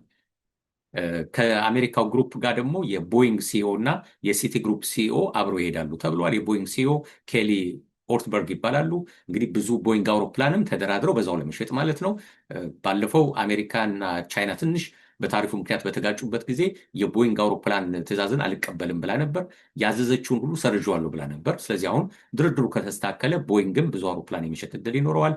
ሲቲ ግሩፕ ደግሞ በተለይ በዓለም አቀፍ ኢምፖርት ኤክስፖርት ላይ ትልቅ ጨዋታ የሚጫወተው ሲቲ ግሩፕ ነው። የሲቲ ግሩፕ ሲኢኦ ጄን ፍሬዘር አብረው ከፕሬዚዳንት ትራምፕ ጋር ይሄዳሉ ተብሏል። እንግዲህ የሚገመተው በዚህ ድርድር ቻይና አፐር ሃንድ ወይም የበላይነት አላት ተብሎ ይገመታል። ፕሬዚዳንት ትራምፕ ድሮ የነበራቸው ፓወር አሁን እዚህ ድርድር ላይ የለም። በታሪፍ ማስፈራራት አይችሉም። በጦር ኃይልን ለማስፈራራትም ትንሽ ይከብዳቸዋል። ኢራንን እንኳን ይኸው ማንበርከክ አልቻሉም ማለት ነው። ኢራንን በአንድ ወር ውስጥ ማንበርከክ ያልቻለች ሀገር እንዴት አድርጋ ነው ቻይናን ማንበርከክ የምችለው? እና እንዴት አድርገው ይህን ድርድር በአሸናፊነት እንደሚወጡ የምንታዘበው ይሆናል። ግን አንዳንድ ሲግናሎችን ብቻ በማየት ስቶኩ ከፍ ዝቅ ሊል ይችላል። ወደ ኩባ ሊሄድ ኩባ እንግዲህ ከጃንዋሪ ወር ጀምሮ የቬኔዙላው ፕሬዚዳንት ማዱሮ ከባለቤታቸው ጋር ከታሰሩበት ጊዜ ጀምሮ ወደ ኩባ ምንም አይነት የነዳጅ አቅርቦት እንዳይቀርብ አሜሪካ አግዳለች። በጦር መርከቦቿ ያው ከባ ለማንም አትፈቅድም። አንዴ ብቻ የራሻ ነዳጅ እንዲያልፍ ፈቅዳለች። ሜክሲኮ እልካለሁ ብላ ነበር። አርፈሽ ተቀመጭ ተባለች። ያው አርፋ ተቀምጣለች ማለት ነው። የኩባ መንግስት ከአሜሪካ ጋር ለመደራደር ፈቃደኛ ነኝ፣ በሁሉም ጉዳዮች ላይ መነጋገር እችላለሁ፣ ኤክሴፕት የመንግስት ስትራክቸራችሁን ቀይሩ የሚባለውን ብቻ አንቀይርም ብለዋል። የአሜሪካ መንግስት ደግሞ ዋናው ዓላማው ሙሉ በሙሉ መንግስት ተቀይሮ ከኮሚኒዝም መውጣት አለባችሁ የሚል ነበር። ኩባ ይሄን አልፈልግም ብላለች ወይም አልፈቅድም ብላለች። የአሜሪካ መንግስት ደግሞ የኢራኑ ጦርነት እንዳለቀ የጦር ኃይሌን ወደ ኩባ ዘምታለሁ ብላለች። ባለፈው ሳምንት በዜና መልክ አንስተነው ነበር። በተባበሩት መንግስታት ድርጅት አንዳንድ ነገሮች እየተዘጋጁ ነው። ምክንያቱም አሜሪካ የዓለም አቀፍ ሕግን ጥሳ ወደ አንድ ሀገር ነዳጅ እንዳይገባ ብላ በመከልከሏ ችግር ስላለ ዩናይትድ ኔሽንስ ይህን ነገር ማየት አለበት የሚባል ነገር ተነስቷል ማለት ነው። አንድ አገር ሙሉ በሙሉ ነዳጅ እንዳያገኝ፣ ምግብ እንዳያገኝ መከልከል መንግስትን ብቻ ሳይሆን ሲቪሎቹም ነው የሚጎዱት። ባለፈው 2026 ከገባ በኋላ እንኳን ለ3 ቀናት ናሽናል ብላክአውት ላይ ገብታለች ማለት ሙሉ በሙሉ አገሩ ጨለማ የሆነበት ጊዜ ለ3 ቀናት ማለት ነው። ሌሊት ወጣቶች መንገድ ላይ እየወጡ እየዘፈኑ እየጮሁ መንግስት ላይ ተቃውሞ እያደረጉ ነው የሚያድሩት በነዛ ቀናት። ሆስፒታሎቹ ጋዝ ነዳጅ የላቸውም፣ ኤሌክትሪክ የላቸውም። ነዳጁ ካለቀ ጀነሬተሩ መስራት አይችልም። ህመምተኞቹ ምንድነው የሚሆኑት? እና ይሄ ዝም ብሎ መንግስት ለጊዜው ሊያስጨንቅ ይችላል፣ ግን የሚጎዳው ህብረተሰቡ ነው በሚል እንደዛ አይነት መልእክት መጥቷል ከተባበሩት መንግስታት አካባቢ ማለት ነው። ለጊዜው ዜናውን ያዝ እናድርገውና ወደ ውይይታችን እንሂድ። የዛሬው ገበታችን መነሻ የሆነኝን ርዕስ የመረጥኩት ለምን መሰለሽ? በዚህ ሳምንት ያጋጠሙ ኬዞች አሉ። አንደኛው ኬዝ ፌስቡክ ላይ አንድ ቪዲዮ አየሁ እና በኋላ ሸራረኩት። ቪዲዮ ምንድን ነው? አንድ ወጣት ልጅ ቆሟል። የፖሊስ ዩኒፎርም የለበሰ ሰው የኢትዮጵያ ነው። የኢትዮጵያ ሬጉላር ፖሊስ ሳይሆን ሚኒሻ ነው የሚመስለው፣ ግን ፎርማል ልብስ ነው። ጫማው ምኑ ሲታይ ዝም ብሎ የገጠር ሚኒሻ ሳይሆን ከተማ ላይ ያለ ይሄ ድሮ ልዩ ኃይል እንደሚባሉት አይነት የለበሰ ሰው ነው። መጣና ወጣቱን በጥፊ መታው። እና እንግዲህ ሁላችን ስለ መንግስት፣ ስለ ወታደር፣ ስለ ፖሊስ የሆነ አመለካከት አለን አይደለም? እዛ አመለካከታችን ላይ ፊት ያደርጋል ማለት ነው። ያ ቪዲዮ መጀመሪያ ላይ ስለሚያደርግ መጀመሪያ የሰው ይናደዳል። ድሮስ መንግስት፣ ድሮስ ፖሊስ፣ ድሮስ ወታደር ህብረተሰቡን ምናምን ሰላም እየነሱ ህግ የማያከብር የሰው ልጅ የማይከበርበት ብለን ነው ኮንክሉድ የምናደርገው። እና ቪዲዮውን ፖስት ያደረገው ሰው በጣም ጂኒየስ ሰው ነው። ጂኒየስ ነው ማለት ምንድነው? ኤዲት ያደረገበት መንገድ የሰዎችን አመለካከት ወይም ፐርሰፕሽን ቻሌንጅ ነው ያደረገው። ልክ በጥፊ ሲመታው ቆረጠውና እዛ ላይ ቪዲዮውን ከመጀመሪያው አስጀምረው ማለት ነው። መጀመሪያ ግን ሲጀምር ቪዲዮ ምንድነው የሚሆነው? መንገድ ዳር ያለ አንድ ወጣት ጎረምሳ ነው። የሆነች ሴት ስታልፍ ወጣት ትንሽ ልጅ ናት፣ ይይዛታል፣ ሊያቅፋት ይሞክራል፣ ይታገላታል። አጠገቡ ያሉት ሰዎች ዝም ብለው ቆመው ነው የሚያዩት። ለምንድነው እሷን ሴት ናት እኮ ለምንድነው እንደዚህ የምታደርጋት ብሎ ማንም ሰው እሷን አልተከላከላትም። ከዚህ በፊት በዚህ ፕሮግራም ገበታ ላይ አንስተነዋል አይደለም? ይሄ ነገር እኔ ያገባኛል አያገባኝ፣ ይመለከተኛል አይመለከተኝም። የሚመለከተኝ ከሆነ የሆነ ነገር ማድረግ አለብኝ። ሴት ልጅ ናት፣ አጠገቧ ሴቶች አሉ፣ እኔንም ይመለከተናል ብለው እኮ ተው አቁም ማለት ይችሉ ነበር። ሁሉም ዝም ብሎ ነው የሚያየው። አንዳንዱ እየሳቀ ፈገግ ብሎ ነው የሚያየው ማለት ነው። እሷ እኮ ሳይኮሎጂካሊ ትልቅ ቶርቸር ውስጥ ገብታለች። አልመታትም፣ እየታገላት ነው፣ እያቀፋት ነው። ይሄ ግን ለአይምሮ በጣም ትልቅ ሰላም የሚነሳ ነገር ነው። በዚህ መሀል ነው ይሄ ፖሊስ የመጣው። ሴቷ እንደዚህ እየጎተተ እያቀፈ ሲያስቸግራት መጣና በጥፊ መታት። እና እኔ ፖስት ያደረኩት ምንድነው ሙሉን ሳናይ በአንድ ጉዳይ ላይ አንፍረድ ብዬ ነው። ሙሉን ስታዩ በፖሊሱ ላይ አይደለም የምትፈርጂው፣ በሱ ባህሪ ላይ ነው የምትፈርጂው። ጫፉን ያየ ሰው ግን መጀመሪያ ማውገዝ ነው የሚጀምረው ማለት ነው። አንዳንድ ሰው የሆነ ቪዲዮ ሲያይ አይታገስም። ባለፈው ሳምንትም እኔም ተናግሬያለሁ። የ39 ደቂቃ ቪዲዮ ሰርቼ ገና አንደኛውን ደቂቃ አይቶ ፖስት የሚያደርግ ኮሜንት የሚሰጥ ሰው አለ። ትንሽ ቢታገስ ምን አለበት? ሙሉ ተረድቶ በሚል ማለት ነው። ሌላ ሰሞኑን ትናንት አንድ የኢንሹራንስ ክላይንቴን በሚመለከት ፎሎ አፕ የማደርገው ጉዳይ ነበር እና ካስተመር ሰርቪስ ደውዬ በማናገርበት ጊዜ ራሴን አስተዋወቅኩ። መጀመሪያ ስሜንና ኮድ ቁጥር አለን፣ እሱን ኮድ ቁጥር ተናገር። ከዛ እሷ ስታናግረኝ አይሰማም ድምጿ። እንግዲህ የደወልኩት የቢሮ ስልክ ነው። የቢሮ ስልክ ከሆነ ድምፅሽን ጨምሪ ማለት አልችልም። ቮሊዩሙን ልጨምሮ አልችልም፣ ስልኩን አይደለም። ሞባይል ሲሆን ነው ስልክ የሚጨምረው ቮሊዩሙ። በኋላ ነው እሱን። መጀመሪያ ግን እኔ ወደዚህ ትንታኔ ሳልገባ ድምፅሽን ጨምሪው ልል አሰብኩና ሆልድ አደረኩትና የአንቺ ጥፋቱ የአንቺ ነው፣ እኔ አልተሰማኝም። ያልተሰማኝ ግን በአንቺ ጥፋት ነው ከማለቴ በፊት ችግሩ የኔ ከሆነስ ብዬ አሰብኩና ስልኬን ቼክ ሳደርገው ቮሊዩሙ በጣም ሎው ነው። ችግሩ ያለው ከኔ ነው ማለት ነው፣ ከሱ አይደለም። ስለዚህ ነገሩን ከማበላሸቴ በፊት ድምፅሽን ጨምሪ ከማለቴ በፊት ሌላውን ሰው ብሌም ከማድረጌ በፊት መጀመሪያ ወደ ራሴ ተመለስኩና ችግሩ ያለው ከኔ ነው፣ ቮሊዩሜን አስተካከል፣ በደንብ ይሰማል ድምፁ እሱ። አሁን ሁለቱን ወሰድኩትና የዛሬውን ርዕስ ተዘጋጀሁበት። ምን ማለቴ ነው? ቼክ ዩርሰልፍ ፈርስት ብዬ መጣሁ። መጀመሪያ ራሳችን ለምን አናይም? አንድ ነገር ብሌም ከማድረጋችን ወደ ሌላ ሰው ከመግፋታችን በፊት ለምን ራሳችንን ቼክ አናደርግም በሚለው እስቲ እንመካከርበት። እንግዲህ ለምሳሌ ቅድም እንዳልኩት በስልክ ሊሆን ይችላል። ኮሚኒኬት በምናደርግበት ጊዜ ለሰዎች ኢሜል ልከን ሊሆን ይችላል። ያ ሰው ኢሜል አልመለሰልንም። ጥፋቱ የማን ነው? ቴክስ ልከናል፣ ቴክስት አልመለሰልንም። ደውለናል፣ ስልኩን አላነሳም። ጥፋቱ የማን ነው? ያን ሰው ብሌም ከማድረጋችን በፊት ሆልድ እናድርገውና ራሳችንን ነው መጀመሪያ ነው የኔ ፖይንት። ምሳሌ እኔ ራሴን ማስገባት እችላለሁ። ለምሳሌ የተደወለልኝ ቦታ አለ። አንድ ዛሬ የተደወለልኝ ሰው ከኢትዮጵያ ነው እና ብዙ ጊዜ ስልክ ስደውል አታነሳም። በዋትሳፕ ነው የሚደወልልኝ። እነሱ ሲደውሉልኝ በእነሱ በኢትዮጵያ ጠዋት ነው የሚደውሉልኝ። በእነሱ ጠዋት ማለት በእኔ ሌሊት ነው። አሁን እኔን ብሌም ከማድረጋቸው በፊት ራሳቸውን ጠይቀው በስንት ሰዓት ነው የደወልኩለት ብለው ቢጠይቁ እነሱ ናቸው መሳቀቅ የነበረባቸው። በሌሊት ደውለን ረበሽ ነው ማለት የነበረባቸው እነሱ ነበሩ ብዬ ነው የምገምተው። አይደለም? ልክ እንደዚህ በእያንዳንዱ በየቀኑ ባለን ህይወት ሌላውን ሰው ብሌም ከማድረጋችን በፊት አንዴ መታገስ፣ ለአንድ ደቂቃ መታገስ።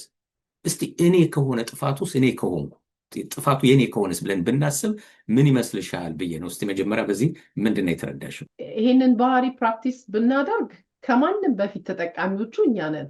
ለምን እኔም በራሴ ያ ባህሪ በተቻለኝ አቅም ፕራክቲስ እየተለማመድኩ የምኖረው ባህሪ ነው። አሁን አንተ ያልከው ማለት ነው። ለምሳሌ እኔ ሰው ጋር ስደውል ስልክ ያ ሰው ስልክ ካላነሳ አብዛኛው ሰው የሚያስበው ስልኩን አይቶ ኢግኖር እንዳደረገው ወይም ደግሞ እና በቃ ይበሳጫል።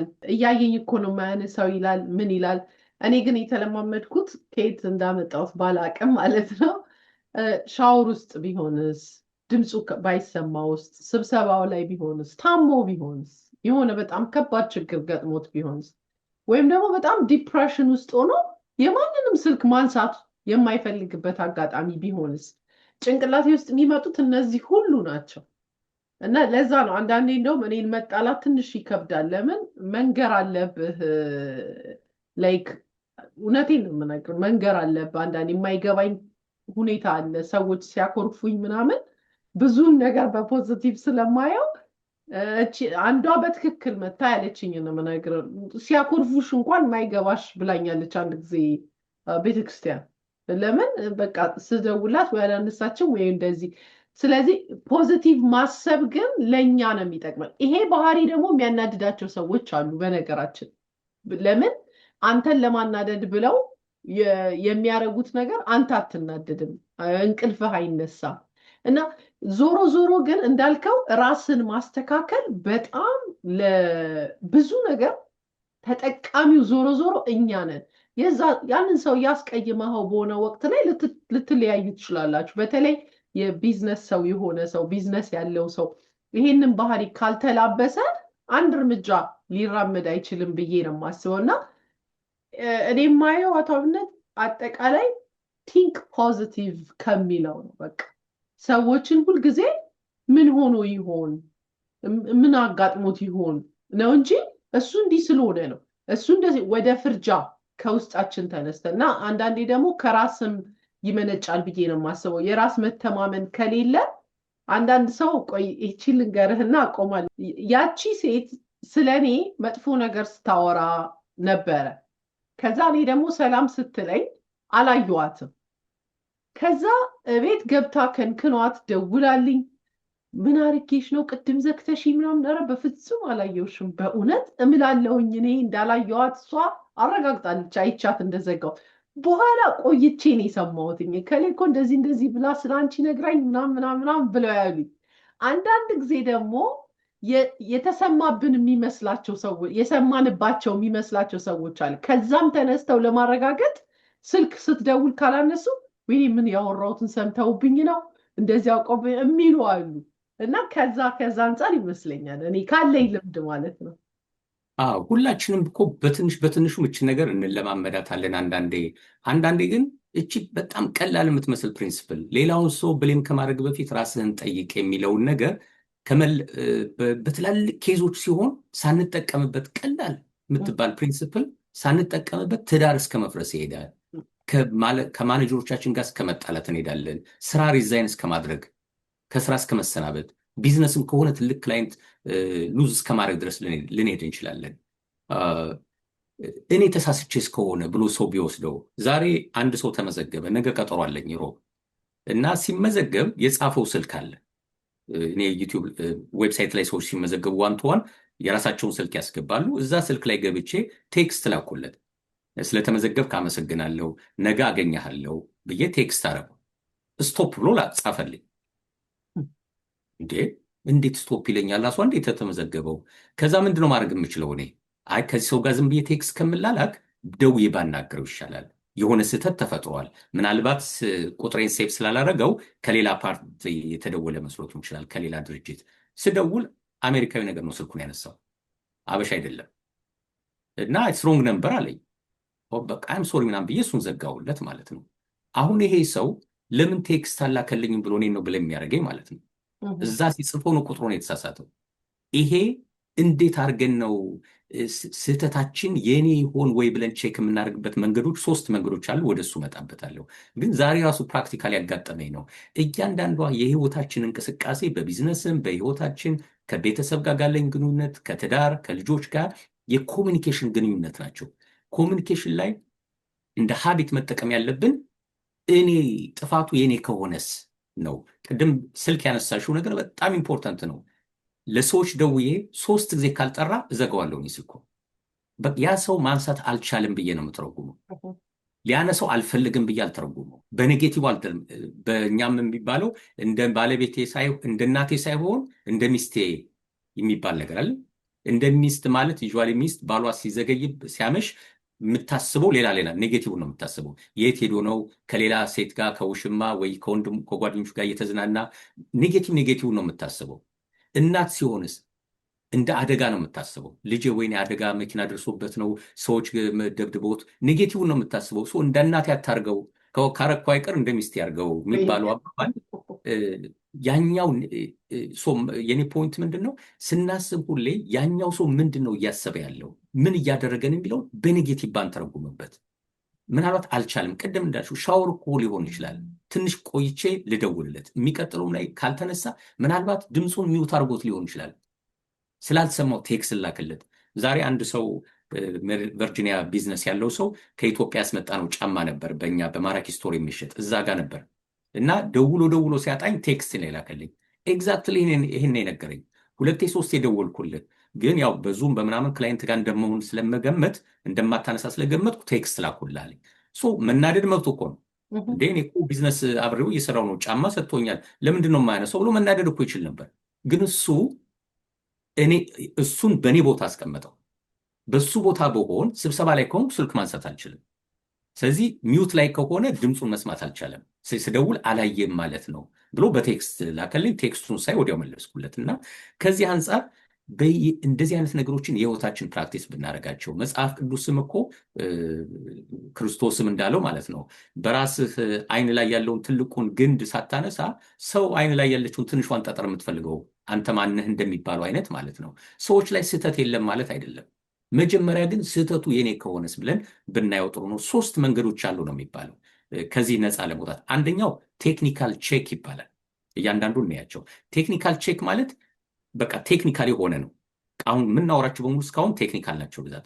ለምሳሌ ችግሩ ያለው ከኔ ስልክ ቢሆንስ? ቅርብ ጊዜ ዙም ቀጠሮ ነበረኝና የኢንሹራንስ ሰዎች ከኔ ጋር የምትገባ ሌላ የኔ ፓርትነር አለች እና ለእሷ የዙም ኮዱን ልኬላታለሁ። ክላይንቱ ገብቷል።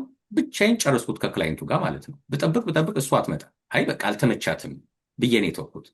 እሷ ቴክስት እየላከችልኝ ነው፣ ዙሙን ላክልኝ እያለችኝ ነው።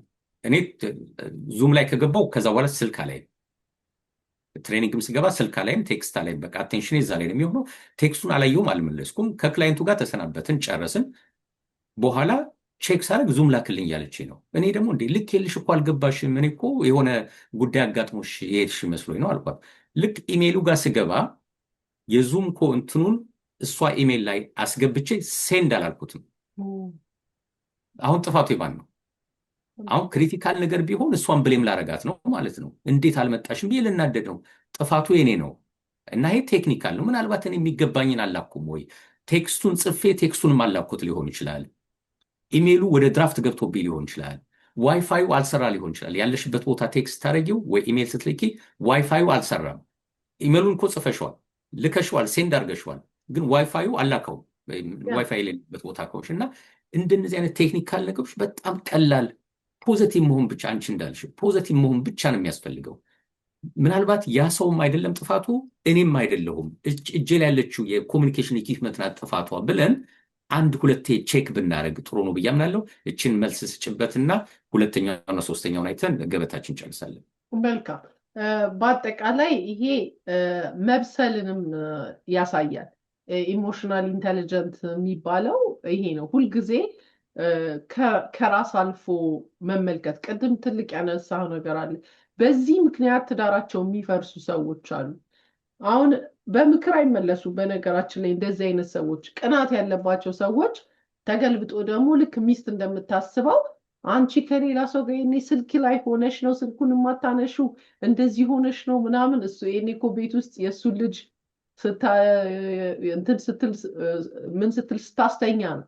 እና ፖዚቲቭ መሆን፣ በተለይ የስልኩ ነገር በጣም ብዙ ህይወትን የረበሸ ነገር ስለሆነ ነው ስልኩ ላይ እያተኮር ነው። እና ሁልጊዜ እንዳልከው ስለዛ ሰው በቀናነት ማሰብ፣ ለመረዳት መሞከር በጣም ውጤቱ ዞሮ ዞሮ እንዳልኩት አሁንም ደግሜ የምለው ለራሳችን ለእኛ ነው ተጠቃሚዎቹ። ለምን አስበው ስልኬን አይቶ ነው ያላነሳው፣ ወይም ደግሞ እንደዚህ ሆኖ ነው ያላደርገው፣ ኢሜይሌን እንደዚህ ብንል በሽታው ለማን ነው? ለእኛ እኮ ነው በሽታው። ማለት ያ ማለት ተጣልቶኛል ማለት ነው፣ የሆነ ነገር ሰምቶ ሊሆን ይችላል እንደዚህ እያለን። ከዛ ሁሉ ህመም ግን እኔ ራሴን ስለምወድ ነው በቃ እንደዚህ ካል እኔ ምንም ችግር የለብኝም ከዛ ሰው ጋር ካላነሳው እንደዚህ ነው። ስለዚህ ኢሞሽናል ኢንተሊጀንትን መለማመድ መቻል፣ ስሜታዊ አለመሆን፣ የሆነ ረጋ ማለት። እኔ እንደዛ ነው የማየው፣ ነገሮችን በቀናነት መመልከት ብዬ ነው የማስበው። ትክክል። እኔም በሱ እስማማለሁ። ምናልባት በኋላ የእናቶች ቀን ስለሆነ ስለ እናቶች በጣም ጥሩ ጥሩ ነገር ስለማውራ ሴቶች አሁን በምሰጠው ኮሜንት እንደማይቀየሙኝ ተስፋ አደርጋለሁ። ለምንድነው ሴቶች በጣም ስልክ የሚደውሉትና ቴክስት የሚያበዙት?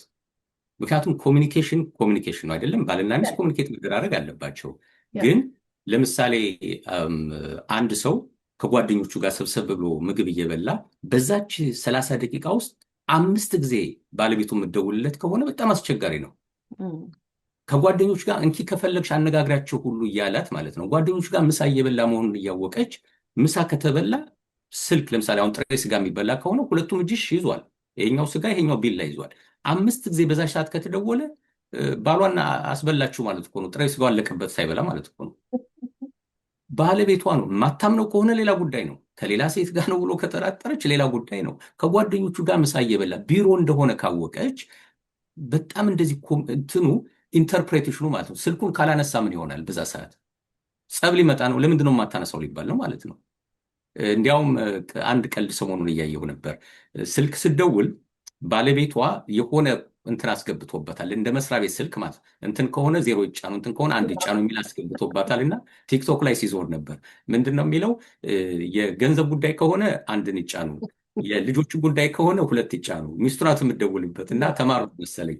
እና ሌላ ጉዳይ ከዚህ ውጭ ከሆነ ግን ከቤት እስክመለስ ድረስ ጠብቂ የሚል ማለት ነው። እና ወንዶች ላይ ይሄን ፍራስትሬሽን ያለው በጣም ብዙ ቴክስት ይመጣባቸዋል። ኮሚኒኬት ማድረግ ተገቢ ነው። አባትና እናት ልጆቻቸውን በሚመለከት ኮሚኒኬት ማድረግ አለባቸው። ግን ፍሪኩዌንሲው ግን ሌላውን ሰው ሊረብሸው ይችላል። ለሴቶች ቻሌንጅ ነው። ቴክስቱን ቀንሰ ነው፣ ስልኩን ቀንሰ ነው፣ ወይም ካላነሳልን ስራ ላይ ስለሆነ ነው፣ ኦር 2 እጁ የሆነ ነገር ስለያዘ ነው ስራ ላይ ለምሳሌ ከሆነ ብለን በፖዚቲቭ ብንተረጉምለት ጥሩ ሊሆን ይችላል። የኢንተርፕሬቴሽን ቼክ ይባላል። ይሄ ደግሞ ስልኩ ችግር የለበትም እኮ ጥሪው እየመጣ ነው። ግን እንዴት ነው ኢንተርፕሬት የሚደረገው? ያ ሰው ያለበት ሁኔታ ቅድም እንዳለው ማለት ነው። ሶስተኛው አካውንታቢሊቲ ቼክ ነው። አካውንታቢሊቲ ቼክ የሚባለው ደግሞ ለዚህ ችግር የኔ ኮንትሪቢሽን ራሱ ምንድን ነው? በፖዚቲቭም በኔጌቲቭ የሆነ ችግር ተፈጥሯል እንበል፣ በመስሪያ ቤት፣ በቢዝነስ፣ በቤተሰብ። ያን ሰው ብቻ ብሌም ከምናደርገው ለዚህ ችግር እኔ ስራሴ ኮንትሪቢሽን ምንድን ነው? አንድ ልጅ ለምሳሌ ድራግ ውስጥ ከገባ እናትን አንቺ እያቀበትሽው ነው፣ ወይም እናት አባትን አንተ ስለማትቆጣጠረው ነው ብለው ብሌም ከሚደራረጉ እኔስ እንደ ወላጅ ምንድን ነው ኮንትሪቢዩት ያደረኩት? ልጄን ቁጥጥር በማሳነስ ሊሆን ይችላል። ከዚህ በፊት አንድ ያንስችዋለሁ። አንድ ሰው ደውሎልኝ ልጁ ኃይለኛ የስልክ አዲክሽን ውስጥ የገባበት ሰው ማለት ነው። እና በጣም የተቸገርኩት በእናቱ ምክንያት ነው። አንዱ በቃ ቶ ትለኛለች እናቱ። እሺ ቶ ይሄ ልጅ በቃ ትምህርት ቤት እኮ መሄድ እኮ ስላቋረጠ እኮ ነው ችግሩ። ቤት ቁጭ ብሎ ጌም ነው የሚጫወተው። ሲቆጣው ልጁን ለመግረፍ ወይ ለመቆጣት ሲሞክር እናቱ በቃ ደስ ያለውን ያርክ ትለዋለች። አሁን ይሄ ልጅ እድሜ ልኩን ስራ የለውም፣ ቤት ነው የሚቀመጠው። እናት አሁን አባት ላይ መፍረድ ትችላለች ማለት ነው። በወቅቱ እኮ የእሷ ሚና ምን ነበር? ልጇን ማበረታታት ነበር እኮ። እንዳይማር እያበረታታቸው ነው ኢንዳይሬክትሊ ማለት ነው። እና የእኔ ኮንትሪቢሽን ምንድን ነው? በዚህ በኩል የእኔን ሚና ተወጥቻለሁ አልተወጣውም፣ ሌላውን ሰው ብሌም ከማድረጋችን በፊት ብንል ጥሩ ነው። ወደ ራሴ ይሄን ፕሮግራም ሳዘጋጅ አንድ ነገር ምን ትዝ አለኝ መሰለሽ? ተማሪ እያለሁ የማስተርስ ፕሮግራም እያለሁ ዶክተር ጥላሁን የሚባል መምህር ነበረን። በጣም የሚገርም ጂኒየስ። በቃ በሱ ሌብል አልደረስንም ተማሪዎቹ። አሁን ድረስ የደረሰም ሰው ያለ አልመሰለኝ። በጣም ጎበዝ ነው እና ሪሰርች ነበር የሚያስተምረን ማስተርስ ፕሮግራም ላይ ማኔጅመንት 6 ኪሎ ኤፍቢ የተማራችሁ ሰዎች ታውቃላችሁ፣ ማኔጅመንት የተማራችሁ።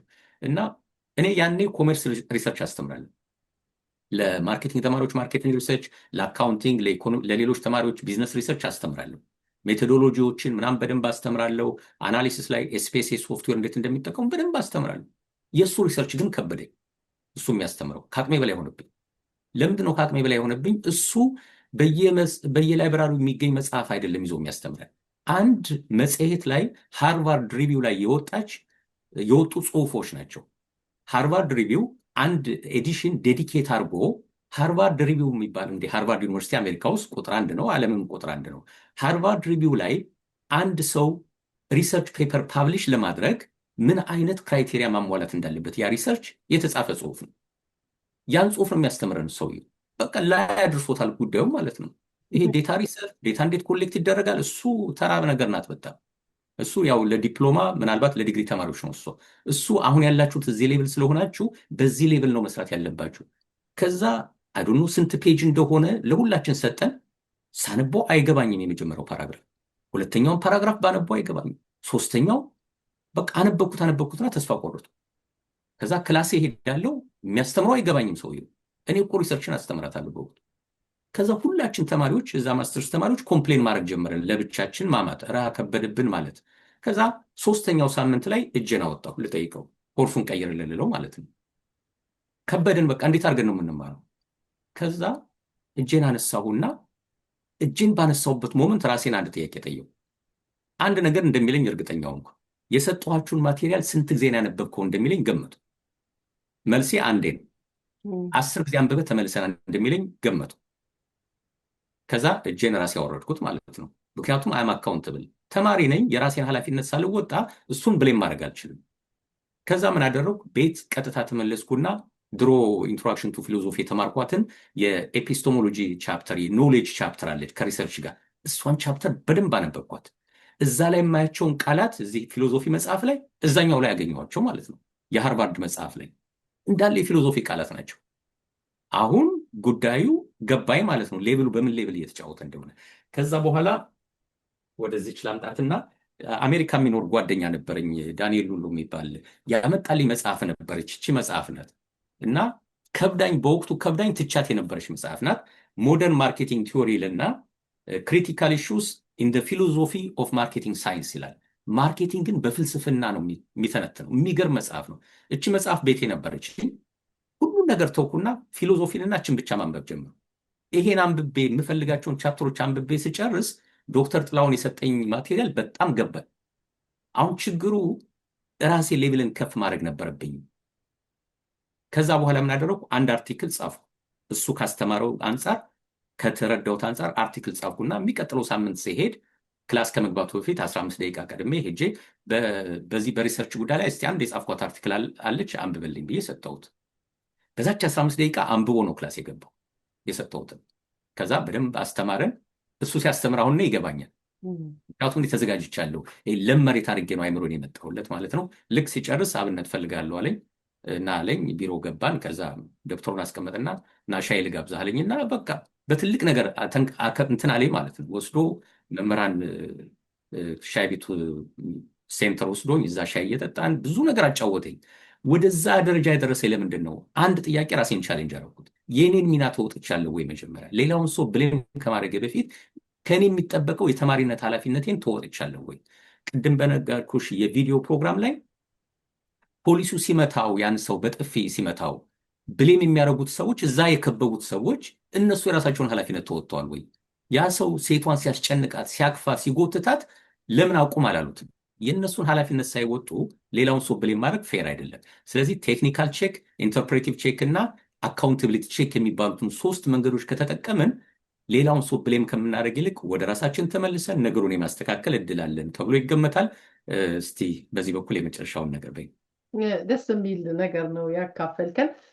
አብነት ማስተርሱን በሚሰራ ሰዓት ምን አይነት ጎበዝ ተማሪ እንደነበረ በዛውም ለተማሪዎችም ትልቅ ትምህርት ነው የሰጣቸው። ይህንን ከመዝጋታችን በፊት ስለ ሚስቶች ምናልባት ጠቆም ያልከውን ፍቃዳችንን ጠይቀህ ነው እርግጥ የነገርከን።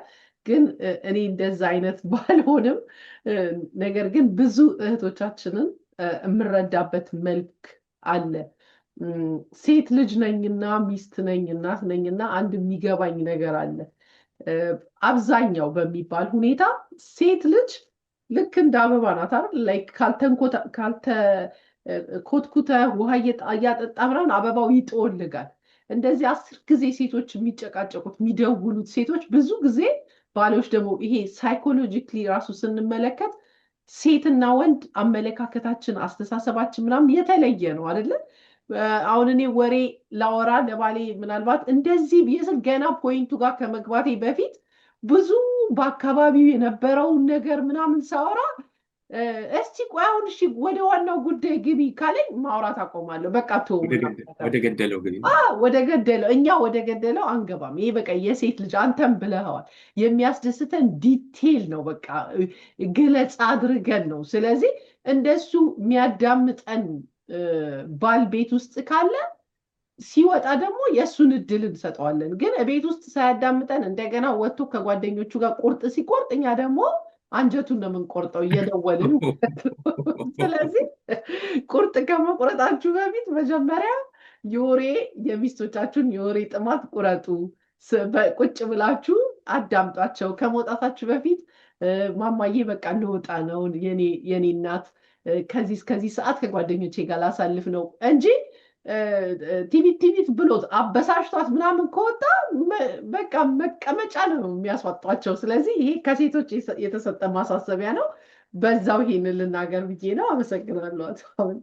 አይ ጥሩ ነው። ምናልባት ይሄ ዲፌንስ ነው የሚመስለው ሞር፣ ግን ተፈጥሯዊ ነው ወይ አላቅም። እንዳልሽው አንድ ፓስተርም እንትን ያለው እዚህ ቦስተን ፓስተርም ሲያስተምሩ ሴት ልጆች 42,000 ቃላት በቀን መተንፈስ አለባቸው። ወንድ 5,000 ነው 7,000 ብቻ ነው የሚተነፍሰው እና አዳምጧቸው ነው የሚሉት እሳቸው። ወደ ገደለው ግባ የሚለው ሰውየው ነው የኮሚኒኬሽን ጋፕ አለ ማለት ነው። ግን መፍትሄው 5 ጊዜ መደወል አይደለም መፍትሄው። በተለይ ደግሞ ቤት ውስጥ ሆኖ እኮ አይሰማኝም ሌላ ጉዳይ ነው። እሱ ሴቷ ጥበብ ያስፈልጋታል። ግን ከኮሚኒኬሽን ፕሪንሲፕል አንጻር ግን ምሳ ላይ ነኝ እያላት አሁን ትደውልና ከ5 ደቂቃ በኋላ የምትደውል ከሆነ መልሳ ከ5 ደቂቃ በኋላ የምትደውል ከሆነ ይህን በጓደኞቹ ዘንድ እኮ ሌላ አይነት ነገር ነው የሚሰማው። እሱ ራሱ ይሳቀቃል። ያልጨረሰው ነገር ስላለ ነው። አቶ አብነት በሌላ ታይም እንመለስ እንጂ እኔ ብዙ የምመለከተው ነገር ስላለ ነው። የጨረሰው ነገር ካለ ሴቶቹ ራሱ ውጣልኝ፣ ሂድ፣ ተጫወት፣ ዘናበል የሚሉት ያልጨረሱት ቢዝነስ ኖሮ ነው ወደዛ ሲሄዱ ይሄ ታሪክ የሚፈጠረው ብዬ ነው የማስበው። እና ቴክስት ሜሴጅስ ብዙ የሚልከው ማን ነው? በመጀመሪያ ለአቅመ ባል ያልደረሰ ይሄንን ሁሉ መቻል የማይችል ባል ማግባት የለበትም።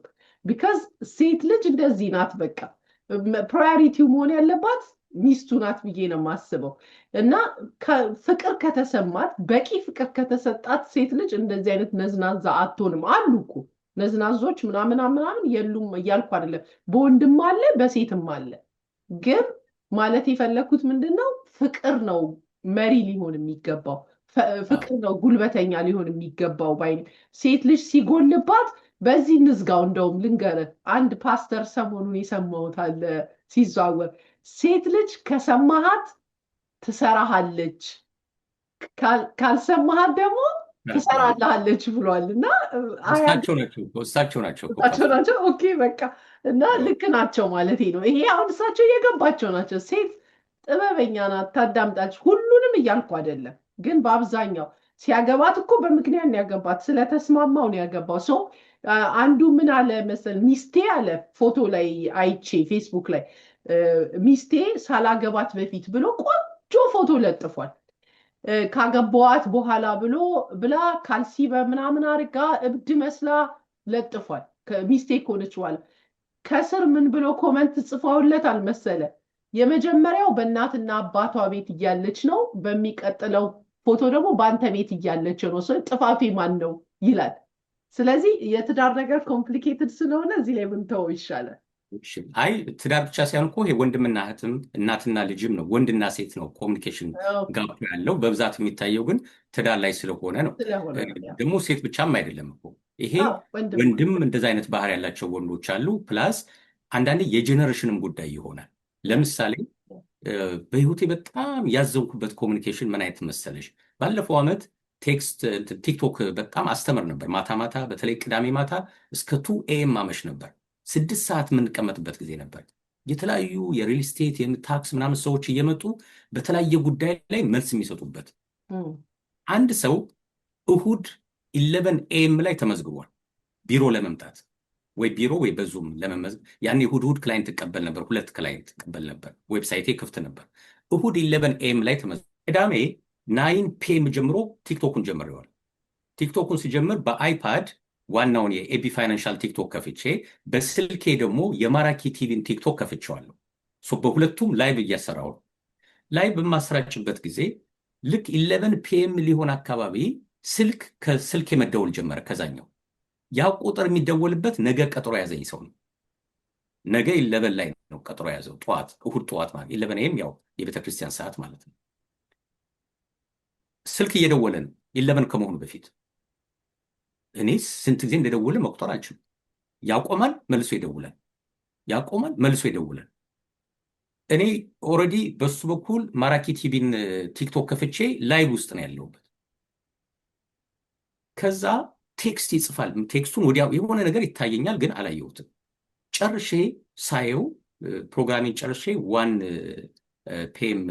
AM ላይ ጠዋት 1 ወይም 2 AM ላይ ሌሊት ማለት ነው ሳየው እኔ ቁጥሩን መግለጽ አልችልም። የደወለው ቁጥር ብዛቱ ማለት ነው። ቴክስቱን አትጠይቅኝ፣ ብዛቱ ከ20 በላይ ቴክስት ጽፎልኛል። እና እንደሚጽፍልኝ እያየሁ እኮ ነው ቲክቶክ ላይ እያስተላለፍክ ለምንድነው ስልኩን ማታነሳው ብሎ ሁሉ ምን ማለቱ ነው? አሁን ቲክቶኩን አቋርጬ የእሱን ስልክ መመለስ አለብኝ ማለት ነው በሱ ቤት ማለት። ለምንስ ሌሊት? ነገ ነው እኮ ቀጥሯችን፣ ነገ 11 AM ነው። አሁን ቴክኒካሊ እሱ ቢያየው እንዴ ቀጥሮ ያስኩት እኮ 11 AM ነው እንጂ 11 PM አይደለም። የሆነ የተሳሳተው ነገር አለ።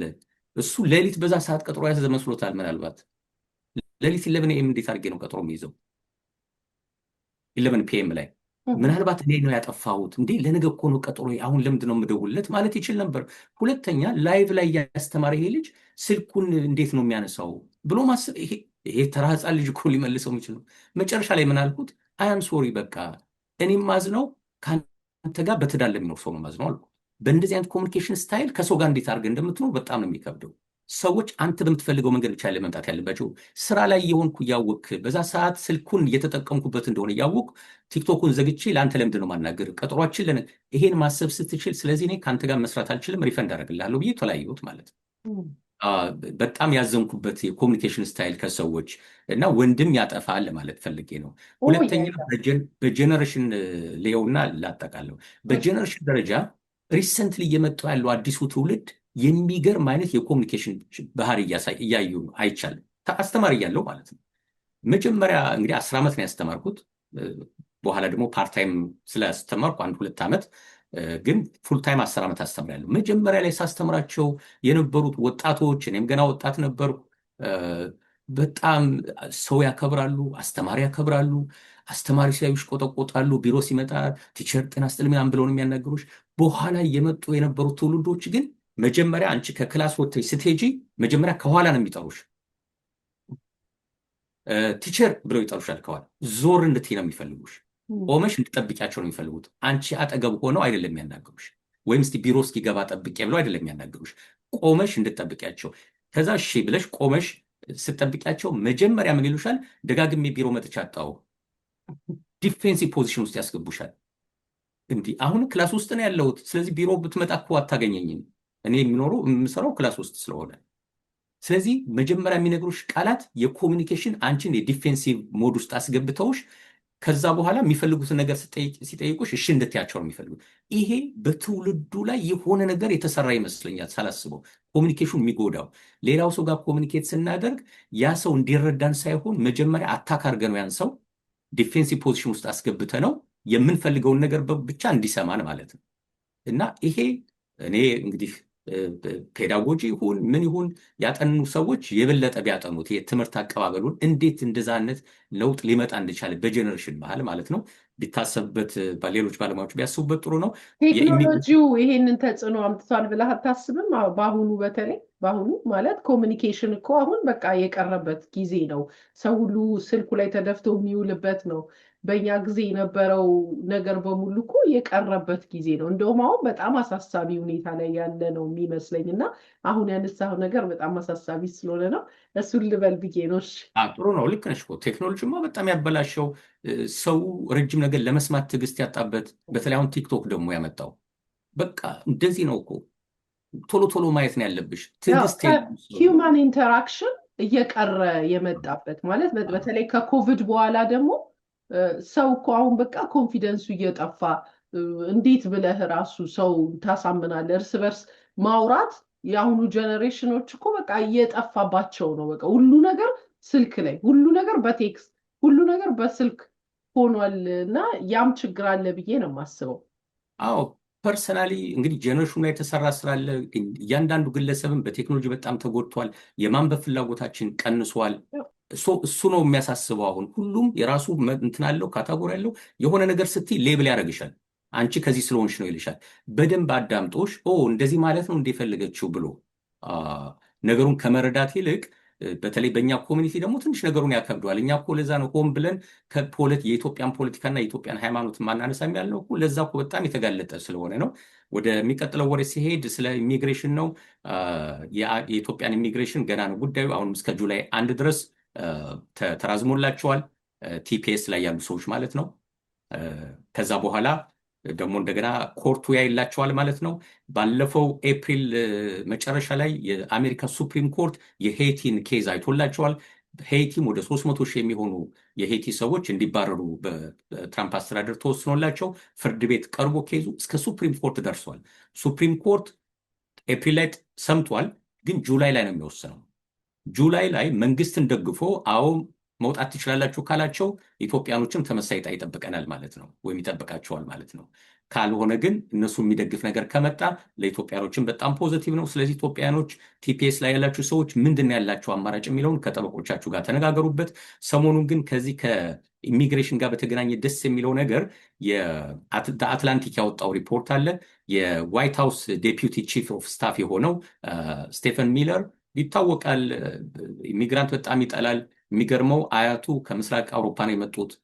እሱ ግን በጣም አክራሪ ነጭ ባህር እየታየበት ነው። በየቦታው እየሄደ ፋክስ ኒውስ ላይ ገብቶ ሲያስረዳ እንደ ማንኛውም ባለስልጣን ተረጋግቶ አይደለም የሚያስረዳው። ኢሞሽኑ በጣም የሚገርም ኢሞሽን ነው። ከየት አመጣው ያን ኢሞሽን? ኢሚግራንት ላይ ያለውን ከባድ ኢሞሽን ከየት አመጣው? እግዚአብሔር ነው የሚያውቀው። እውነቱን ለመናገር አያቱ ራሱ ኢሚግራንት ሆኖ ማለት ነው።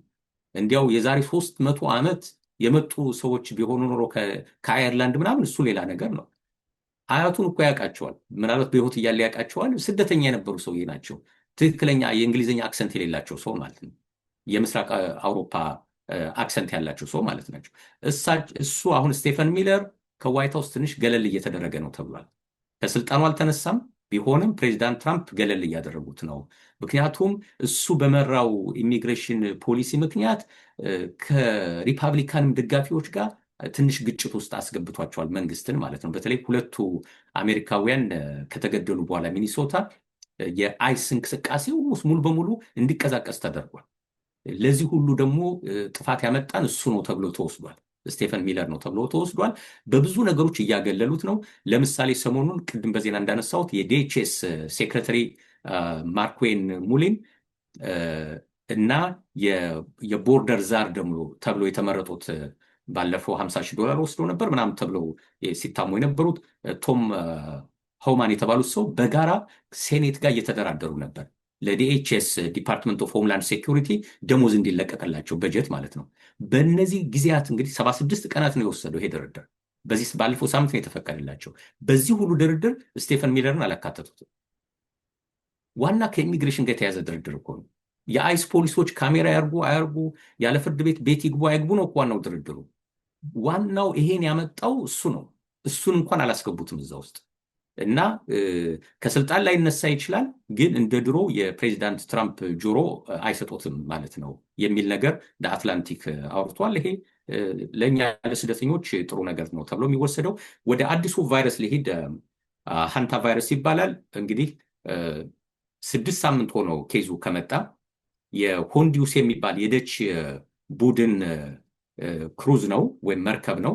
የኦሽን ዋይድ ኤክስፔዲሽንስ በሚባል የተደራጀ ቡድን ከአርጀንቲና ጉዞውን የጀምረው ኤፕሪል 1 ላይ ነበር።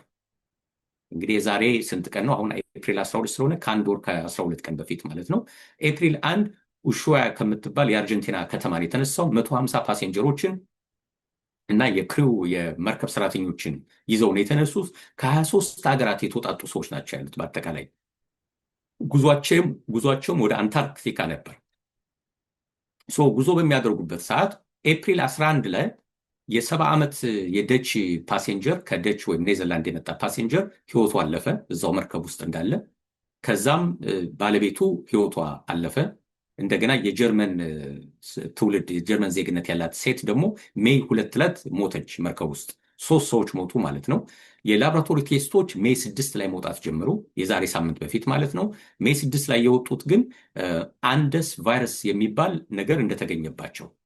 ይሄ አንደስ ቫይረስ ደግሞ ብዙ አይገኝም፣ በተለይ ሰው ልጅ ላይ አይገኝም። ከዛ ውስጥ ደግሞ ይሄ የዚህ ቫይረስ ስፔሻሊ ደግሞ ሃንታ ቫይረስ የሚባለው ዘር ከሰው ወደ ሰው የሚተላለፈው ነው እነሱ ጋር የተገኘባቸው። ነገር ግን በቀደም ዕለት ይመስለኛል ዶክተር ቴዎድሮስ አድሃኖም የጤና ጥበቃ የዓለም ጤና ድርጅት ዋና ኃላፊ ናቸው፣ መግለጫ ሰጥተው ነበር። በጽሁፍ ረጅም ጽሁፍ ሁሉ አቅርበው ነበር። አይዟችሁ ተረጋጉ፣ እንደ ኮሮና ቫይረስ አይደለም። ኮሮና ቫይረስ በመነካካት ለዛ ነበር ጓንት ሁሉ የምናደርገው፣ ፕላስ በትንፋሽ ነበር የሚተላለፈው፣ በማስክ የምንጠቀመው ለዛ ነው። ይሄኛው ግን ለረጅም ጊዜ አብሮ በመቀመጥ ነው ሊተላለፍ የሚችለው ከነዛ ሰዎች ጋር።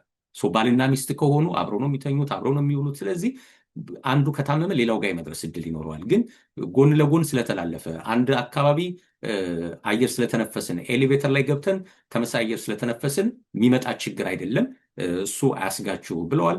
ነገር ግን በዚህ ደግሞ የተሳካለት ማን ነው? ሞደርና ነው የተሳካለት። ሞደርና ከ2022 ጀምሮ ጥናት እያደረገ ነበር። ኮቪድ ያኔ በኮቪዱ በጣም ታዋቂ ነበር። ከ2022 በኋላ ደግሞ ቀዘቀዘበት። ምክንያቱም የኮቪዱ ክትባት መጣ። ስለዚህ አዲስ በሽታ አልመጣም፣ አዳዲስ ሪሰርቾች አልመጡም፣ አዳዲስ መድኃኒት አልመጣለትም። ስለዚህ ኮቪድ ቀዝቅዞበት ነበር። ነገር ግን ባለፈው ወር ይመስለኛል መግለጫ ሰጥቶ ነበር። ቫይረስ የሚያጠና ጠንካራ ሪሰርች ቡድን አለ ምናምን እያለ ማለት ነው። ማንም ጆሮ የሚሰጠውም አልነበረም። ሁኬርስ አሁን ኮቪድም የለም፣ ስለ ቫይረስ ባክቴሪያ የሚጨነቅ ሰው የለም። አሁን በዚህ ሰዓት ይሄ ቫይረስ መጣበት ሳይሆን ለእነሱ መጣላቸው ነው የሚባለው። ምክንያቱም አሁን የነሱ ሪሰርች ውጤት የሚጠበቅበት ጊዜ ነው። በተለያዩ አገሮች ከፍተኛ ስጋት ፈጥሮ ነበር።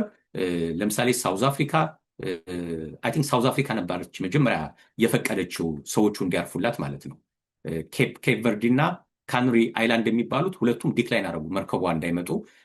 ስፔን ፈቀደች። እሁድ ዕለት የመርከቡ ስፔን እንዲያርፍ ተደረገ። ቴኔሪፍ የሚባል የስፔን ወደብ እንዲያርፍ ተደረገ። ዶክተር ቴዎድሮስ አድሃኖም ወደዛ ሄደዋል። እዛ ሆነው ይሄ አጠቃላይ እነዚህን ሰዎች በሙሉ ከመርከብ መውረድ አለባቸው፣ ምርመራ መደረግ አለበት። ያን የሚከታተል የስፔን ከፍተኛ ባለስልጣናት ያሉበት የጤና ጥበቃ ኃላፊ እና ሌሎች ያሉበት አለ። የተወሰኑት አሜሪካውያን ናቸው። ወደ አሜሪካ እንዲመጡ ተደርገዋል። አሜሪካ ከመጡት ውስጥ 15 የሚሆኑት ኳራንቲን እንዲገቡ ተደርገዋል። አንድ ፖዘቲቭ ሆኗል፣ ቫይረሱ ተገኝቶበታል። 2 አትላንታ ወደሚገኘው ለሴንተር ክሊኒክ ትንሽ ምልክት ታይቶባቸው ኢቫሉዌሽን ተልከዋል። 18 ናቸው በአጠቃላይ አሜሪካውያን እዛ ውስጥ የነበሩት። 15ቱ ወደ አሜሪካ እንዲገቡ ተደርገዋል። በዚህ ሰዓት እንዳልኩት ግን የተጠቀመው ሬዲ ሆኖ የጠበቀው ሞደርና ነው። የሪሰርች ቲሙን ዲስማንትል አላደርገውም ወይም አልበተንም። እንዲያውም ተጨማሪ የሪሰርች ቲም እያጠናከረ ቫይረስ በዓለም አቀፍ ደረጃ ያሉትን ቫይረሶች ጥናት ቀጥሎበት ነበር። እንደዚህ አይነት ችግር ሲመጣ እንዳለ የዓለም አይን በሙሉ ያለው ሞደርና ላይ ሆነ ማለት ነው። ክትባቱ መቼ ነው የሚደርስልን ማለት ጀመረ። ኢማጂን የዩናይትድ ኔሽንስ የWHO የወርልድ ሄልዝ ኦርጋናይዜሽን በዚህ ሰዓት እንደ ቢሊየንስ ዶላር እንኳን በጀት መድቦ ለሞደርና ክትባት ቢያመጣለት በጣም ደስተኛ ናቸው የሚሆኑት። ምክንያቱም አሁን ብዙ ሀገራት በየስቴቱ በየአውሮፕላን ጣቢያው በየምናምኑ ፍተሻ ሊጀምሩ ነው። እንደ ድሮ ማለት ማስክ አድርጎ ሁሉ መባል ይመጣ ነው። የሆነ ቦታ ላይ ትምህርት ቤት ለምሳሌ አንድ ተማሪ ይዞታል ከተባለ እንዳለ ተማሪዎች በሙሉ ወላጆች ቤት ላይ ያስቀሩት ነው ማለት ነው። እንደገና ኮቪድ ያመጣውን ጣጣ ይዞብን ሊመጣ ነው ማለት ነው። ስለዚህ የተለያዩ ሀገራት አሁን ለሞደርና ገንዘብ እየሰጡ እባክህ አፋጥንልን ወደ ማለት እየሄዱ ነው። አርብ ዕለት 12%፣ ሰኞ ዕለት በ7% ስቶኮ ጨመረለት። በሁለት ያው ቅዳሜና እሑድ ዝግ ስለሆነ በሁለት ቀን ብቻ በ19% ስቶኮ ጨመረለት። ይሄ ማለት እሱ ላይ ኢንቨስት አድርጉ ማለት አይደለም። ምክንያቱም መልሶ ደግሞ ነገ ሊወድቅ ይችላል። ቫይረሱ ምንም ችግር የለም ጠፍቷልም ሊባል ይችላል። ሌላው ለኛ ሌሰናችን ግን ምንድን ነው? ቢዝነስ የምንጀምር ሰዎች ሁሌ ሬዲ መሆን አለብን። አይዲያዎች ካሉ በሆነ ፕሮግራም ላይ እየሰራን መሰረታችንን ጥለን ከሆነ አንድ ቀን ኦፖርቹኒቲ ሲመጣ ለመያዝ ሬዲ መሆን አለብን። ባለፈው ሳምንት ማራቶን 2 ኢትዮጵያን ሪከርድ የሰበሩበት ሴቷ ትዕግስትና ወንዱ ዮሚፍ ቀጀልቻ ሪከርድ የሰበሩበት፣ አንድ ኬንያዊ ደግሞ ከ2 ሰዓት በታች የገባ። ሶስቱም አዲዳስ ጫማ ናት። ግን አዲዳስ ጫማ ሬዲ አድርጎ ነው የጠበቀው። ለወቅቱ ሬዲ አድርጎ ጠበቀ። ሬዲ አድርጎ ባይጠብቅ ነው ሩሲያን አዲስ ጫማ ምን ጥቅም አለው? ወደ ቢዝነስ አይቀይረው ነበር። ያን ቀን ግን ሪከርድ ስለተሰበረለት እጁ ላይ ያለው ስቶክ በሙሉ ተሸጦለት አለቀ ማለት ነው። ስለዚህ ቢዝነስ የምንጀምር ሰዎች ዛሬ ያልተሳካልን ሊመስልን ይችላል። እኛ የራሳችን ስራ ብቻ ነው መስራት ያለብን። በእውቀት በስኪል በሁሉም ነገር ሬዲ ሆነን ከጠበቀን ኦፖርቹኒቲው ሲመጣ ኦፖርቹኒቲው ይታየናል። እሱንም መያዝ እንችላለን። ከዚህ በፊት በሰራናቸው ፕሮግራሞች የኢዮብ ማሞካቻን አንስተን ነበር። ኢዮብ ማሞካቻ ሪቴል ይሄ ነዳጅ ማደያ ጀምሮ መናደድ የጀመረበት ጊዜ ነበር። መጀመሪያ ላይ ይህን ያህል ገንዘብ ኢንቨስት አድርጌ ትርፍ የለውም። አንዳንድ ሰው ምን ይላል? ትርፍ ከሌለው ምን ጥቅም አለው ብሎ ሸጦ ሊወጣ ይችላል። እሱ ግን ትርፉ የት ነው ያለው ብሎ ነው ያጠናው። ምክንያቱም ወደ 5 ነው 4 የሚሆኑ የነዳጅ ካምፓኒዎች ዶጆንስ ላይ ነበሩ። ያኔ እንግዲህ ቁጥር 1 የሚባሉ ካምፓኒዎች ነበሩ። ኃይለኛ ብር አለ ማለት ነው። ኃይለኛ ገንዘብ አለ። እሱ ኪስ ግን ገንዘቡ የለም። ሰው ገንዘቡ የት ነው ያለው? ማጋ ነው ሲያጠናው። ገንዘቡ ያለው ሪቴሉ ላይ አይደለም፣ ዲስትሪቢዩሽን ሲስተሙ ላይ ሪፋይኒንጉ ላይ ነው ያለው፣ ማጣራቱ ላይ ነው። ስለዚህ ወደዚህ መግባት አለብኝ ብሎ ወሰነ። ወስኖ ግን ከባንኮች ጋር ሪሌሽኑ አጠናከረ። ሁሉን ነገር ሬዲ ባደረገበት ሰዓት ከሱ ቁጥጥር ውጭ በሆነ በፍጹም መገመት በማይቻልበት ሁኔታ በኦባማ ጊዜ ፋይናንሻል ክራይሲስ መጣ። የዛ ሁሉ የሞርጌጅ ክራይሲስ እሱ አላመጣውም፣ ግን እሱ ሬዲ ነበር በራሱ ቢዝነስ። በዛ ክራይሲስ ጊዜ ሼልና ሞቢል ወደ 200 ምናምን ማደያዎችን እንሸጣለን አሉ። ሄዶ ሽጡልኝ አላላቸውም፣ ራሳቸው ናቸው እንሸጣለን ያሉት። በቃ ከሪቴል ልንወጣ ነው አሉ። ኦልሬዲ ከባንክ ሲስተም ጋር ሬዲ ነው እሱ። በአይዲያው ሬዲ ነው ወደዚህ ሲስተም ለመግባት ወደ ዲስትሪቢዩሽን። ሄዶ ጠየቀ፣ እኔ እገዛችኋለሁ አለ። 211 የዋሽንግተን ዲሲ 41 42 የኒውዮርክ ስቴሽኖችን በአንድ የገዛቸው። ኦፖርቹኒቲዎች ሲመጡ ለመቀበል እንደ ሞደርና ሬዲ ሆኖ መጠበቅ ያስፈልገናል በሚል ነው። ዛሬ ያልተሳካ የሚመስላችሁ ሰዎች ተስፋ አትቁረጡ። እናንተ ስኪላችሁን አጠናክሩ፣ ካፒታላችሁን አጠናክሩ፣ ከባንክ ጋር ያላችሁን ሪሌሽን አጠናክሩ። ኦፖርቹኒቲው ሲመጣ ማንሳት ትችላላችሁ፣ መጠቀም ትችላላችሁ። ስማቸውን መጥራት የማልፈልጋቸው እዚህ ቨርጂኒያም ሌላም ቦታ ያሉ ሰዎች አሉ። ሀብታቸውን አሁን ስታዩትና እንዴት እንደተነሱ ስታዩት በጣም የሚገርም ልዩነት ነው ያለው። እነሱ ራሳቸው ይናገራሉ እንዴት ወደዚህ ሊመጡ እንደቻሉ። ኦፖርቹኒቲ ነው ያመጣቸው። ያቺ የሆነች ነገር የምትሸጥ ነገር አዩ፣ ሄደው ባንክ አነጋገሩ፣ ባንኩ ፈቀደላቸው። አስቀድሞ ግን ከባንክ ጋር ግን ጠንካራ ግንኙነት ነበራቸው። ሄኖክ ተስፋዬ የኤርፖርቶችን በሙሉ ፓርኪንግ የተቆጣጠረው ኖርማል ትናንሽ ፓርኪንጎችን ነበር የሚሰራው። የዋሽንግተን ዲሲም ትልቁን ኮንቬንሽን ሴንተር ሲያየው ኦልሬዲ እዛም እዚህም እየሞካከረ ነበር። ትልቅ ነገር መመኘት ጀምሮ ነበር። ሲያየው በቃችንማ ደፍሬ መግባት አለብኛል። ከዛ ሄዶ ብድር ወሰደ ከኤዲጂ ከሚባል ተቋም 35,000 ወዲያውኑ ገባበት። አሁን ኤርፖርቱን ሁሉ ተቆጣጠረው። ዝም ብሎ አንድ ሰው ከባዶ ሜዳ ተነስቶ ትልቁን ኤርፖርት ካልተቆጣጠርኩ ብሎ ቢያስብ ቅዠት ነው የሚሆንበት። ስለዚህ ሬዲ መሆን አለበት። አሁን ጥያቄውን ወደ አንቺ ላምጣው። ሲንስ 2018 መሰለኝ ባለፈው እንዳልሽን ዩቲዩብ ላይ እየሰራች ነው። አሁን እንደማየው ኔትወርክሽ ላይ በጣም ብሶ ቪው ያደርግሻል። በዚህ ሳምንት ራሱ ያቀረብሻቸው ፕሮግራሞች የፋሲል አለ ክብደት የቀነሰለት ከዛም በፊት ያቀረብሻቸው ፕሮግራሞች በተቻለ መጠን ይሄ እንቶፈንቶ የሆነውን ነገር አንቺ ሳታቀርቢ ለኮሚኒቲ የሚጠቅመውን ነገር ይመለከተዋል የምትሉን ሰው እየጋበዝሽ ታቀርቢያለሽ። አንዳንድ አንቺ ዩቲዩብ ላይ የማያቸው ቪዎች ሌሎች ትላልቅ ሚዲያዎች ላይ አላየውም፣ ያን ያህል ቪው አላየውም። ሶ ኦፖርቹኒቲው እንደዚህ ተመቻችቶልሽ አንቺ እንዴት ነው እየሄድሽ ያለሽው? ምንድን ነው ዋትስ ዩር ኔክስት ጎል? ምክንያቱም ሄኖክ ሲጀምር አንድ ጋዝ ስቴሽን አንድ ፓርኪንግ ነው የጀመረው። ማሞ ካቸ ሲጀምር አንድ ጋዝ ስቴሽን ነው የጀመረው። አሁን የሉም እነሱ። ስለዚህ የዛሬ 10 ዓመት እዚህ ዩቲዩብ ላይ ነው የምናይሽ ወይስ ትልቅ የኮሚኒኬሽን ካምፓኒ ሆኖ ነው የምናየው? በአጭሩ ምን ለማለት ነው ፈልገው፣ አይ ቪዥንማ ይኖረኛል። ለምን ያንተ ተማሪ ነኝ። በዚህ ነው መዝጋት የምፈልገው። እቅዶች ይኖሩኛል።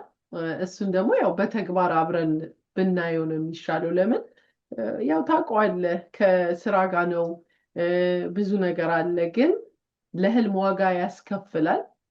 እንግዲህ ተመልካቾችም ደስ የሚለው ነገር በእኛ ቻናል ሎያል ተመልካቾች አሉ የገባቸው። አሁን እኛ ይህንን ቻናል ስንጀምር የጎደለኝ ነገር ስለነበረ ነው። እኔ ልክ እንደኔ ደግሞ በጣም ብዙ የጎደላቸው ሰዎች ይኖራሉ። እኔ ስመጣ ወደ ካናዳ የመታኝን እንቅፋት ሌላ ሰው እንዳይመታው በሚል የተጀመረ ነው። ስለዚህ በዚህ አጋጣሚ እንደው ተመልካቾቻችንን በጣም ማመስገን እፈልጋለሁ። አቶ አብነት አንተንም ጨምሮ እንደናንተ አይነት ስታር የሆኑ እንግዶችም ስላሉን ነው ሎያል ተመልካቾች ያሉንና አለን እቅድ በደንብ። የኛ አንዱ ሚና ኮሚኒቲያችን ማስተማር ነው። ከመቀጠር ወጥተው ወደ ራሳቸው ቢዝነስ እንዲሄዱ። ብዙ ጊዜ ደግሞ ሰው ቅር የሚለው ምንድነው የራሴን ቢዝነስ ብጀምር ብዙም ገቢ አላገኝም ይላሉ። ተዘጋጅተው ካልጠበቁ በቀር ወደዛ የሚያስገባቸው ወደ ትልቅ እድገት የሚያስገባቸው ኦፖርቹኒቲ ሲመጣ መጠቀም አይችሉም። ባንኩ ይጠይቃቸዋል፣ ልምድ አላቸው ወይ ሲሉ ላይሰንስ የላቸው ምን የላቸው። ብዙ ጊዜ የተሳካላቸው ሰዎችን ሳገኝ የሚነግሩኝ ምንድነው ይሄ ስራዬ ዛሬ ተሳክቶልኛል፣ ምን ነው 10 ዓመት ቀድሜው ጀመረው በነበር ነው። ብዙዎቹ 10 ዓመት ቃሏ ላትሆን ትችላለች፣ ግን ወደኋላ ቀድሞ አይዲያው ቆይቷል አይምሮ ላይ ምን ነው ጀመሬ በነበር። ላይሰንስ ማውጣት ስናቴ ቢግ ዲል ከባድ ነገር እኮ አይደለም። ላይሰንስ አውጥተን ታክስ 0 እያደረግን እኮ ማስተላለፍ እንችላለን። ግን ባንክ አካውንት ከፍተናል፣ የቢዝነስ ስም አለን፣ ብራንድ አለን። በጎን ደግሞ በላይሰንሳችን ትንሽ እየሰራን ማደግ እንችላለን። እሷን መልእክት በዛው ለማስተላለፍ ነው። ወደ አጠራጠር ወዶች ባጭሩ ላቅርብና ወደ አንድ ለመንገድ ሄዳለሁ።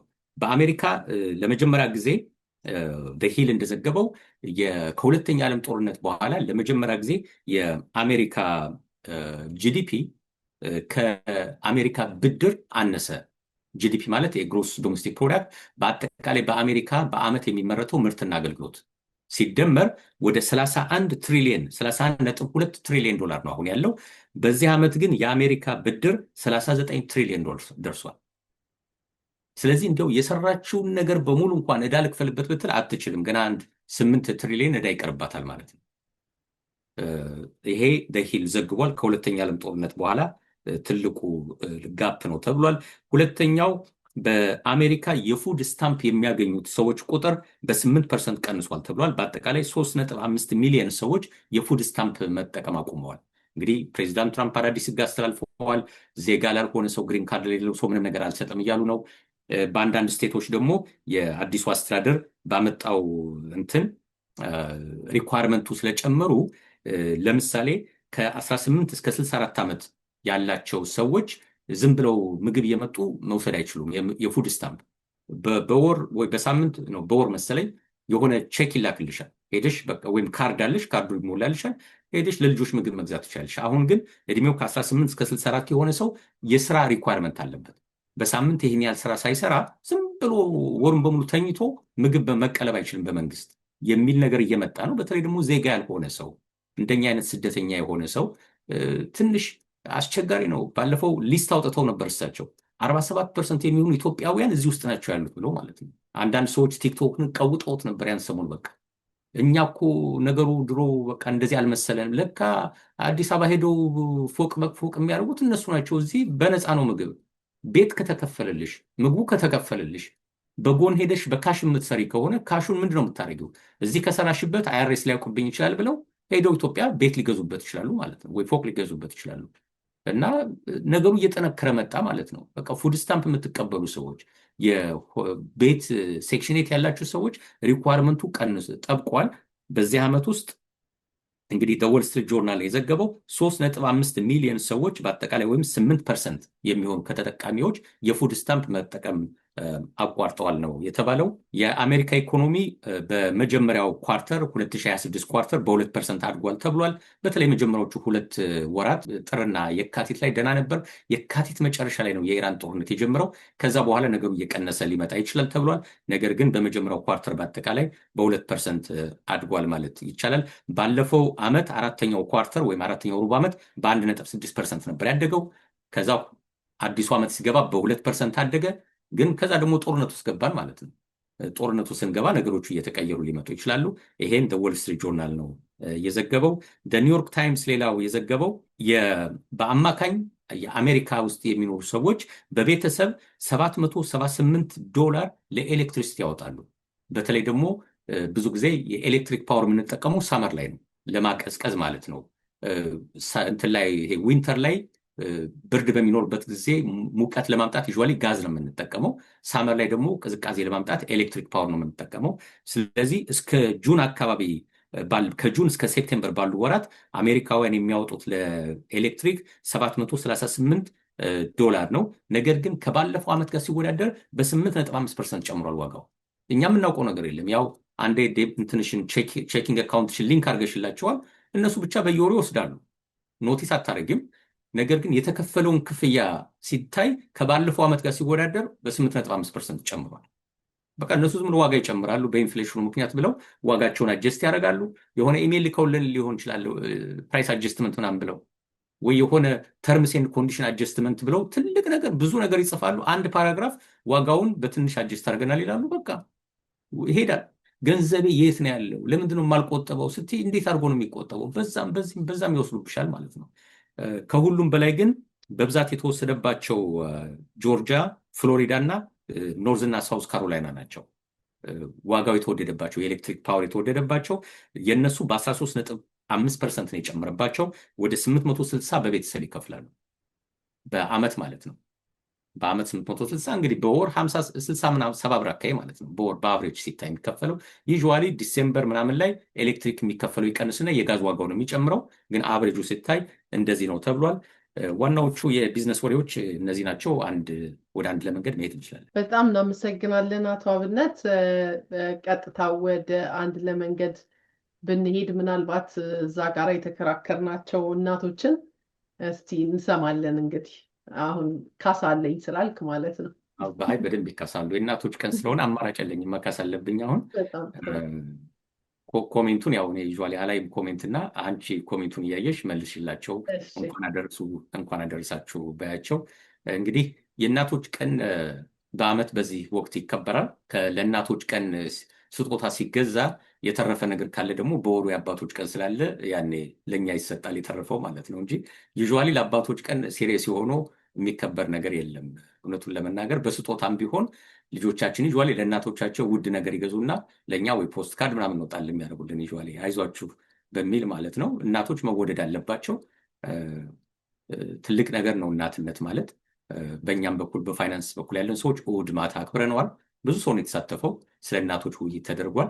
በአጠቃላይ ግን እኛም የተወያየ ነው እናቶች በቤተሰብ እናቶች በኮሚኒቲ እና እናቶችና ፋይናንስ በሚል ነው የተመካከርንበት እና ከእሱ አንጻር እናቶችን እና ቤተሰብን በምናይበት ጊዜ እናት በጣም ከፍተኛ ሚና አላት ቤተሰቧ ውስጥ። የእናት መዳከምም የእናት ከፍ ማለትም የልጆችን ከፍታ ይወስነዋል ማለት ነው።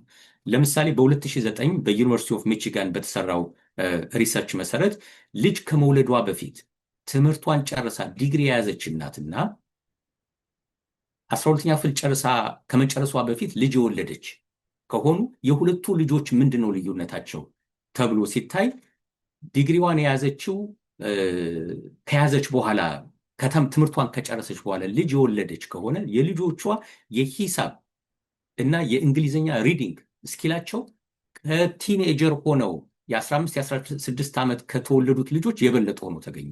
ይሄ እንግዲህ በቤተሰብ ኢንካም፣ በሚኖሩበት ኢንቫይሮንመንት፣ በሌሎች ኢንቫይሮንመንታል ሁኔታዎች ተመሳሳይ ሆነው እንኳ ማለት ነው ሴትረስ ፐሪበስ ሌላው ነገር እንዳለ ሆኖ አትሊስት ግን መቼ ነው የተወለዱት የሚለው ልጆች እናቶቹ ዲግሪ ከመያዛቸው በፊት ወይም ከፍተኛ ትምህርት ከመማራቸው በፊት ነው ወይስ ገና ሃይ ስኩል ተማሪ እያሉ የሚለው ሲታይ ሃይ ስኩል ተማሪ እያሉ የተወለዱ ልጆች የሂሳብና የሪዲንግ ችሎታቸው ያነሰ ሆኖ ተገኘ። እንግዲህ እንዴት እንደዚህ ሊሆን ቻለ እያሉ እያጠኑት ነው። እናት በቤተሰቧና በልጆቿ ላይ የሚመጣው የእናት ተጽዕኖ ማለት ነው። 2024 ላይ የታተመ የኢንተርናሽናል ጆርናል ኦፍ አርት ሳይንስ ኤንድ ሁማኒቲስ ያወጣው ጽሁፍ ጥሩ ወላጆች፣ ጥሩ ትምህርት የተማሩ ወላጆች ልጆቻቸው ራሱ ከፍተኛ ስኮር ያመጣሉ። ይሄ ኮሪሌትድ ሆነባቸው ማለት ነው። ሪሰርች ሲሰራ ማስረጃውን ታመጫለች። የትምህርት ደረጃቸውንና የልጆችን ስኮር ታመጭና ሁለቱ እንዴት ነው የሚገናኙት ብለሽ ስታመጪ ዩዥዋሊ ከፍተኛ ውጤት ያሉት ተማሪዎች ሲታይ እናቶቻቸው ዩዥዋሊ ከፍተኛ ትምህርት አላቸው። ስለዚህ የእናት መማር የልጅም ውጤት ነው፣ የልጅም መማር ነው ማለት ነው። እናት ነገሯ ሲስተካከል ቤተሰብ ልጆችም ነገሮቻቸው እየተስተካከሉ ይሄዳል። ይሄ ነገር አባታቸው ላይ ብዙ ጊዜ አልታየም።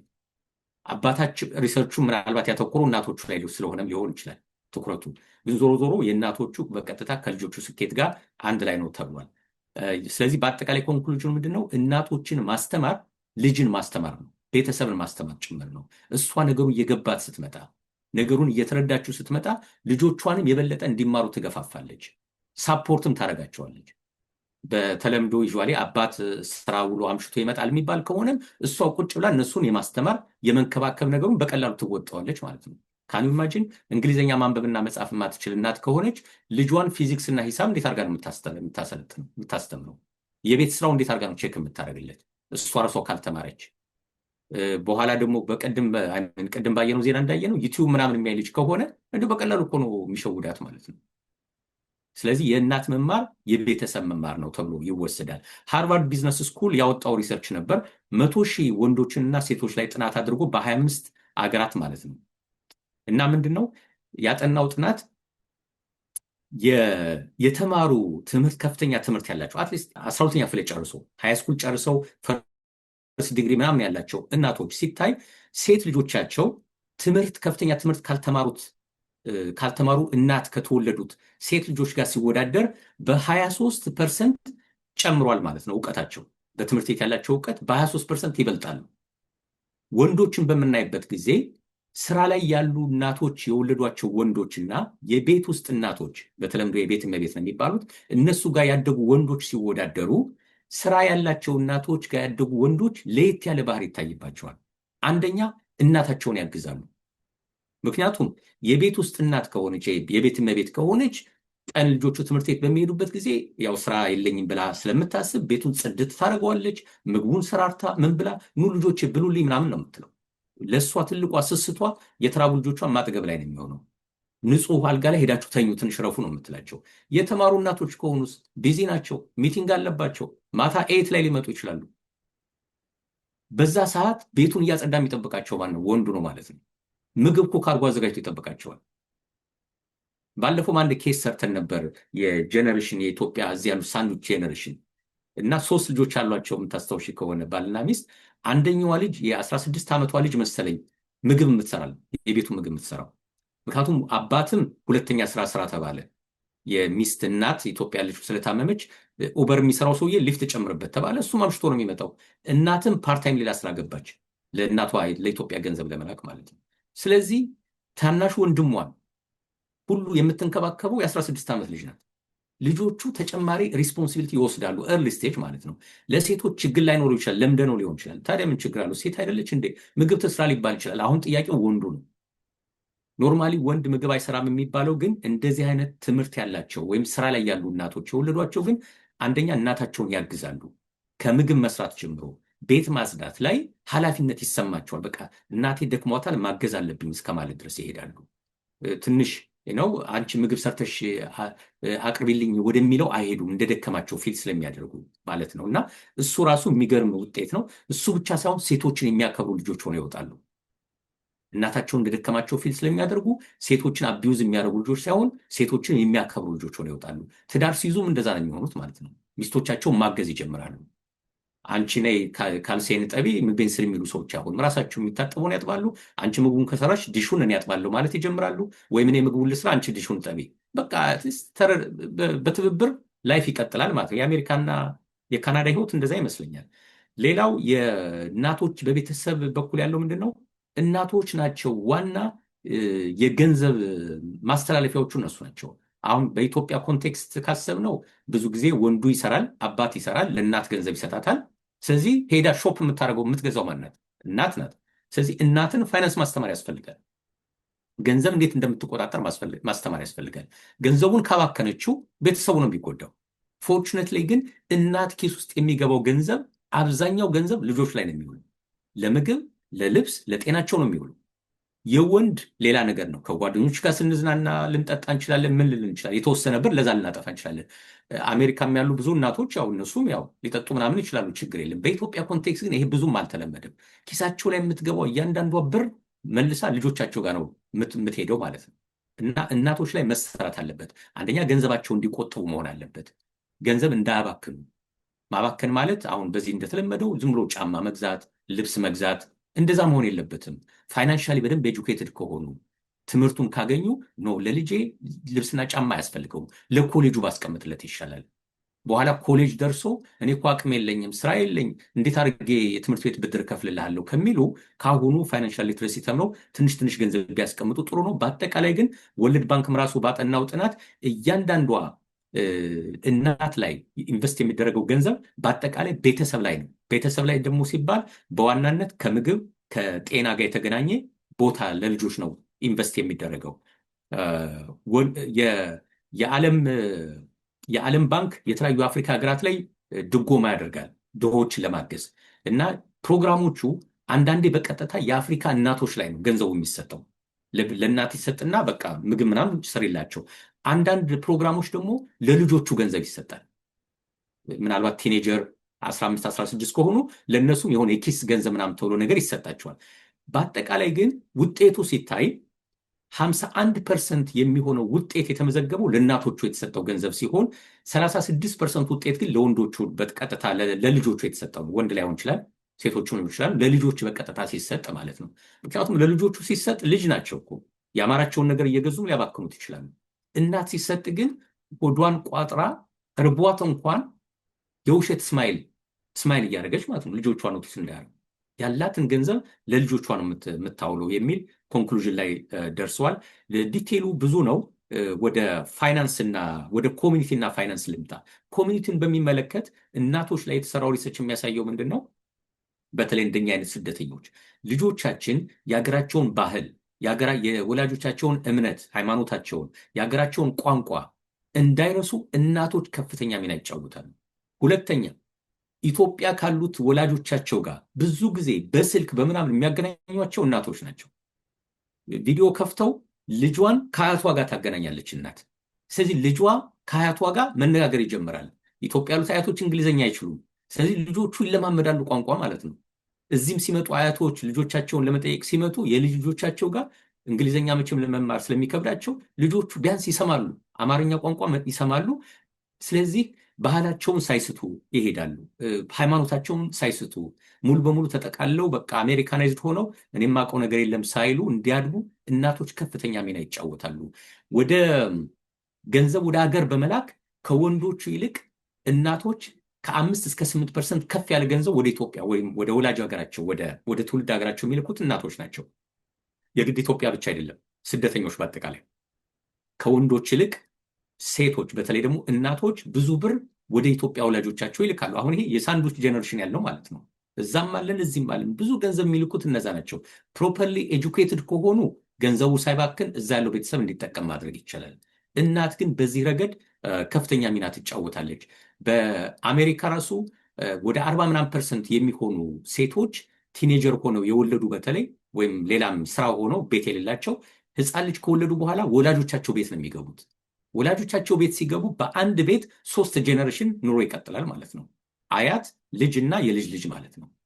የዚህ አይነት ፓወር አላት እናት። ጄኔሬሽንን የማስቀጠል ካልቸርን የማስቀጠል ቋንቋን የማስቀጠል ትልቁ ፓወር ያለው ሴቶች ላይ ነው፣ እናቶች ላይ ነው ያለው የሚል ኮንክሉዥን ተደርሷል። ከኮሚኒቲ አንጻርም ከፍተኛ ሚና ይጫወታሉ። ከፋይናንስ አንጻርም እንደዛው ነው። አንድ ሪሰርች ተሰርቶ ነበር።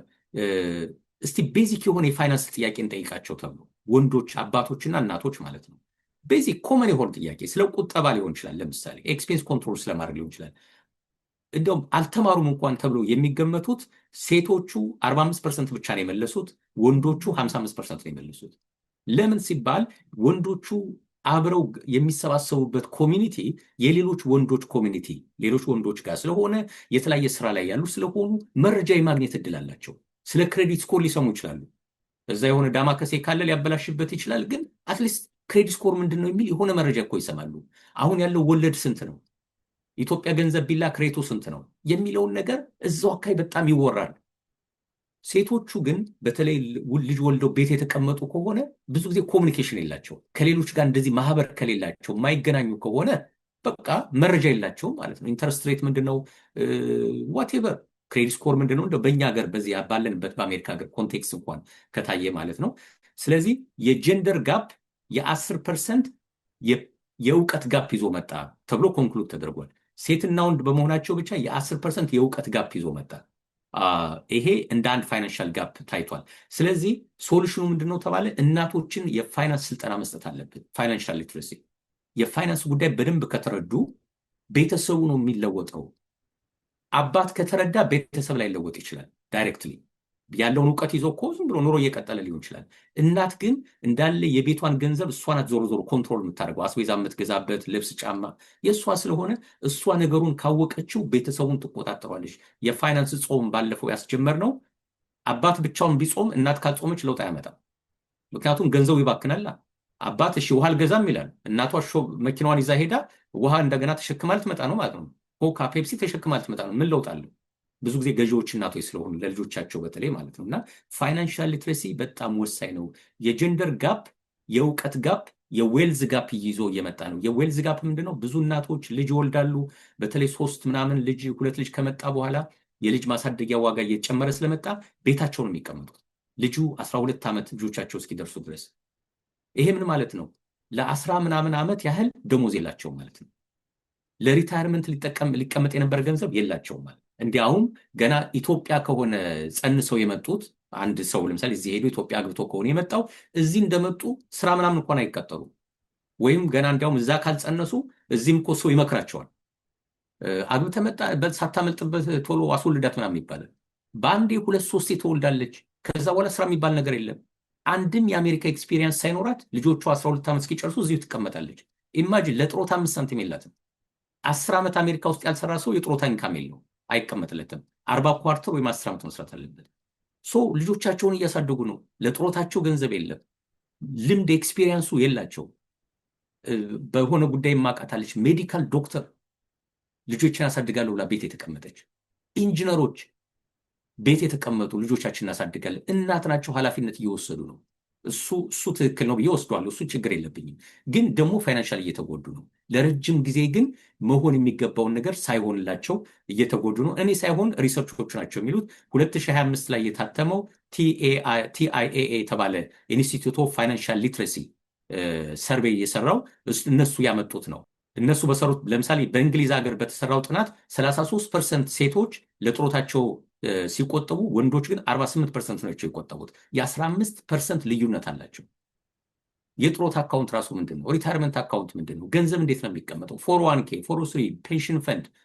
ሰራተኛ ያልሆነ ሰው ምን አማራጭ አለው? ገንዘብ የሚያስቀምጥበት አሉ፣ አማራጮች አሉ። አኒዩቲ አለ፣ ለምሳሌ IRA አለ። ይህን ሁሉ እውቀት ካልተማሩ እናቶች ከየት ያውቁታል? እነሱ ያሉበት ክለብ ደግሞ ሴቶች ለብቻ የሚገናኙበት ክለብ ውስጥ ደግሞ ይሄን እውቀት ያላቸው ሰዎች ካላስተማሩ በቀር እኔው ዝም ብሎ ቡና እንጠጣ ብሎ ዝም ብሎ እንቶፈንቶ ብቻ ወሬ የሚወራበት ከሆነ ወደ ቤታቸው ወደ ህይወታቸው ቁም ነገር ይዘው የማይመጡ ከሆነ ምንም አይጠቀሙ ማለት ነው። እና በጣም ይጎዳሉ። ልጨርሰው ይሄን ነገር የምጨርሰው ግን ልጆቿ እንደዚህ ተንከባክባ የምታሳድግ እናት አሜሪካና ካናዳ ረሃብ የለም። እንደ ወገቧን በመቀነት አስራ ማለት ይከብዳል። በኢትዮጵያ ግን እርቧቸው ልክ እንደጠገበ ሰው ስማይል እያደረጉ ያላቸውን ነገር ለልጆቻቸው የሚያቋድሱ እናቶች መጨረሻቸው ምንድን ነው የሚሆን? በተለይ ኮንፍሊክት ባለበት ሀገር ውስጥ ወጣት ልጆቻቸው በሚገደልባቸው ጊዜ ጦርነት ውስጥ ገብተው ሊሆን ይችላል። መንገድ ዳር በሰላም እየሄዱ ሳምበዲ ተኩሶ ገሏቸው ሊሆን ይችላል። የሰፈር ጎረምሶች በድንጋይ ደብድበዋቸው ሊሆን ይችላል። ይኸው ሳውዝ አፍሪካ አሁን እየተደረገ እንዳለው ይጦረኛል ብላ ያሰበችው ልጅ ሳውዝ አፍሪካ ሄዶ ተገሏል ተብሎ ቢነገራት፣ አሜሪካ ውስጥ ድራግ ውስጥ ይገባሉ ልጆቻችን። ከዚህ በፊት በሰራነው ፕሮግራም ተናግረን ነበር። ሜቢ ኢንተርቪው አርገሻት ከሆነ አላውቅም። ዶክተር ሊሸር ታዋቂ ሰው ናት። እዚህ ፌርፋክስ ውስጥ የእስር ቤቶች የፌርፋክስ ካውንቲ ቨርጂኒያ የእስር ቤቶች ሜዲካል ዳይሬክተር ነበረች። እዛ ውስጥ የነገረችን ኤክስፒሪየንስ ምንድን ነው? እዚህ ያሉት እስር ቤቶች ውስጥ ያሉት ታሳሪዎች የሚናገሩት ቋንቋ አንደኛ እንግሊዝኛ፣ ሁለተኛ ስፓኒሽ፣ ሶስተኛ አማርኛ እየሆነ ነው። ብዙ የኛ ሰዎች እየታሰሩ ነው። እነማን ናቸው? ወጣቶች ናቸው። ድራግ ውስጥ እየገቡ ነው። ጋንግ ውስጥ እየገቡ ነው። ድራግ ውስጥ ሲገቡ ማጨስ ብቻ አይደለም እኮ ድራግ ዲስትሪቢሽን ውስጥ እያስገቧቸው ነው። ሶ እንደዚህ ወገቧን ቋጥራ ለሪታየርመንት ሳትዘጋጅ ምን ሳትዘጋጅ ያሳደገቻቸው ልጆቿ እንደዚህ ሲሆኑ ምንድን ነው እናት የምትሆነው? ኢትስ ቱ ሌት እኮ ልጇ የ24 ዓመት የ25 ዓመት ሲገባ እናት ወደ 50 ዓመት ተጠግታለች ማለት እኮ ነው። ወደ 60 ዓመት እየተጠጋች ነው። ኢንቨስትመንት ቢሆን እኮ ከስረሽ ከዜሮ ትነሻለሽ። ልጅን የሚያህል ልጅ በህይወት ከተነጠቅሽብሽ ከገደሉብሽ ልጅሽን ምንድን ነው የምታደርጊው? እንደገና በ60 ዓመት አትወልድም መቼም። እድሜ ልኳን ኢንቨስት አድርጋለች። ይጦሯታል ተብሎ የሚጠበቁት ልጆቿ መሀል ላይ ሲቀሩባት፣ ባለፈው ሳምንት ነው ዜና አቅርበነው ነበር። አንድን ልጅ ለማሳደግ እስከ $300,000 ድረስ ያስወጣል በገንዘብ ራሱ። እስከዛ ድረስ ወጥቶ የተማረ ልጅ 12ኛ ክፍል ሊደርስ ሲል ኮሌጅ አልገባም ይላል። ገና ተምሮ ዩኒቨርሲቲ ጨርሶ ትልቅ ደረጃ ደርሶ ደክማ ያሳደገችውን እናት ይጦራል ተብሎ የሚጠበቀው ልጅ በቃ ቤት ይቀመጣል አልማርም ብሎ። ምን ታደርጊዋለሽ? በከንቱ ደከመች ማለት እኮ ነው። በከንቱ በተለይ በሞት ስትነጠቅ ልጆቿ፣ ወደ እስር ቤት ሲገባባት ልጆቿ የጋንግ ቫዮለንስ የድራግ ውስጥ ሲገቡባት በጣም ከባድ ነው የሚሆነው። እና የእናቶችን ቀን ስናከብር ይሄንም እያሰብን ቢሆን ለልጆቻቸው ለእኛ የደከሙትን ብቻ ሳይሆን እኛም የሚገባንን አካውንታቢሊቲ እኛ ደግሞ መወጣት አለብን። ዝም ብሎ እናትን ማክበር ስጦታ መስጠት ብቻ አይደለም። ከኛ የሚጠበቀው ነገር ምንድን ነው? ለምንድን ነው እናቴ የደከመችው እንደዚህ? ከኔ የሚጠበቀው ነገር ምንድን ነው ብለን እናታችን የምንክስበት ሁኔታ ነው መፈጠር ያለበት እንጂ እኔ 18 ዓመት አልፎኛል የራስሽ ጉዳይ ምናምን ይቻላል። አሜሪካ እንደዛ ነው። ግን ለእኛ ኮሚኒቲ ይሄ ተገቢ አይመስለኝም። እናቶችን ስናከብር ተስፋቸውንም ህልማቸውን ሊያጨልሙ የሚችሉትን ነገሮችንም ካሁኑ እየተመካከርን መፍትሄ እያመጣን ቢሆን ጥሩ ነው። የዛሬው አንድ ለመንገድ ይሄን ይመስላል። በጣም እናመሰግናለን አቶ አብነት። በተለይ ደግሞ በጥናት የተደገፈ የእናቶችን ቀን ባስመለከተ ምንም ብንዘገይም ግን ሁሌ የእናቶች ቀን ሁሌ ነው መከበር ያለበት ብሎ የሚያምን ሰው ቀላል የሚባል ሰው አይደለም። እናት ሁሌ ነው አፕሪሺየት መደረግ ያለባት የሚሉት ከተፈጥሮ ራሱ ብንነሳ ፌራ ያልሆነ ባላንስ እንታያለ። የእግዚአብሔርን ስራ እየተቃወምኩኝ እንዳልሆነ ይታሰብልኝ። ነገር ግን እናት በተለየ መልኩ ትኩረት ይሰጣት የሚባለው ለዛ ነው። ሁለተኛ ደግሞ ቀደም አሁን ክርክራችን ላይ ትንሽ አንተን ጫን ልልህም የፈለግኩት አሁን ባነሳኸው ጉዳይ ነው። አንተም ራሱ ይኸው መጣፍ ወደዛው። እናቶች በምንወልድበት ሰዓት የሆርሞን መቀየር አለ፣ ያነጫንጨናል።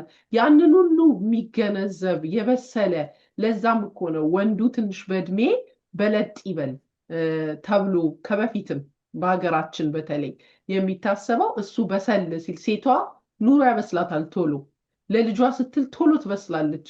በተለይ እናት አውቶማቲክሊ ከወለድን በኋላ በቃ ሳታስበው ትጀግናለ። ለምን? ሌላ አሁን ያመጣኸው ፍጥረት አለ። የአባቶችና የወንዶች ተፈጥሮ ደግሞ ትንሽ ለየት ያለ ነው።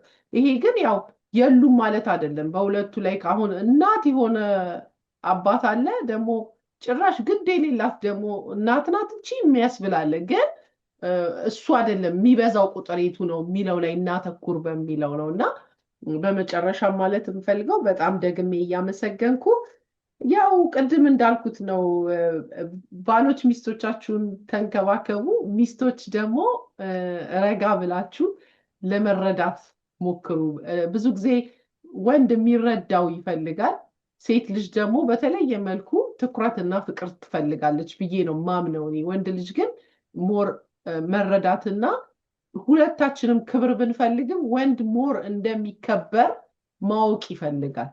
እኛ ደግሞ እንደምንወደድ ማወቅ እንፈልጋለን። ይሄንን አንደርስታንድ ያደረገ ሰው ሞር ይግባባል ብዬ ነው የማስበው። እንደ ሁልጊዜው ደስ የሚል ቆይታ ነበረን። ከአንተ ጋር መቼ ማሳለፍ ሁልጊዜ የሆነ ኮርስ እየወሰድኩ ነው የሚመስለኝ እንጂ ኢንተርቪውም ይሁን ፕሮግራምም አይመስለኝም። እና አንዳንድ ሰው በጥያቄ ታጣድፊያለሽ፣ ፋታ ሁሉ ላሰጫቸው ትችያለሽ ምናምን ይሉኛል። አቶ አብነት ጋር ምን ሆነሽ ነው የሚል ጥያቄም ከዚህ በፊት ቀርቦልኝ ያውቃልና አይ አቶ አብነት እኔ ማዳምጠው ሰው ነው ብዬ የመለስኩበት ሁኔታ አለ። ለዛም ነው ተመልካቾች እንግዲህ የአቶ አብነትን ኮንታክት ከስር እንተውላቸዋለን። ብዙዎቻችሁ የምትሰጡኝ ደስ የሚል ኮመንት አለ በአቶ አብነት ዙሪያ እየደወላችሁ በተለይ ደግሞ ከድራይቪንግ ጋር የተያያዘ ስራ የምትሰሩ በጣም ኢንጆይ እንደምታደርጉት ቀኑን እንደምትጠብቁት ነግራችሁኛል። ይሄው ለአቶ አብነትም አድርሻለሁ። በጣም ነው የማመሰግነው። በድጋሚ አብራችሁን እስካሁን የዘለቃችሁ። በሌላ ዝግጅት እስከምንገናኝ እንግዲህ ቸር ቆዩት።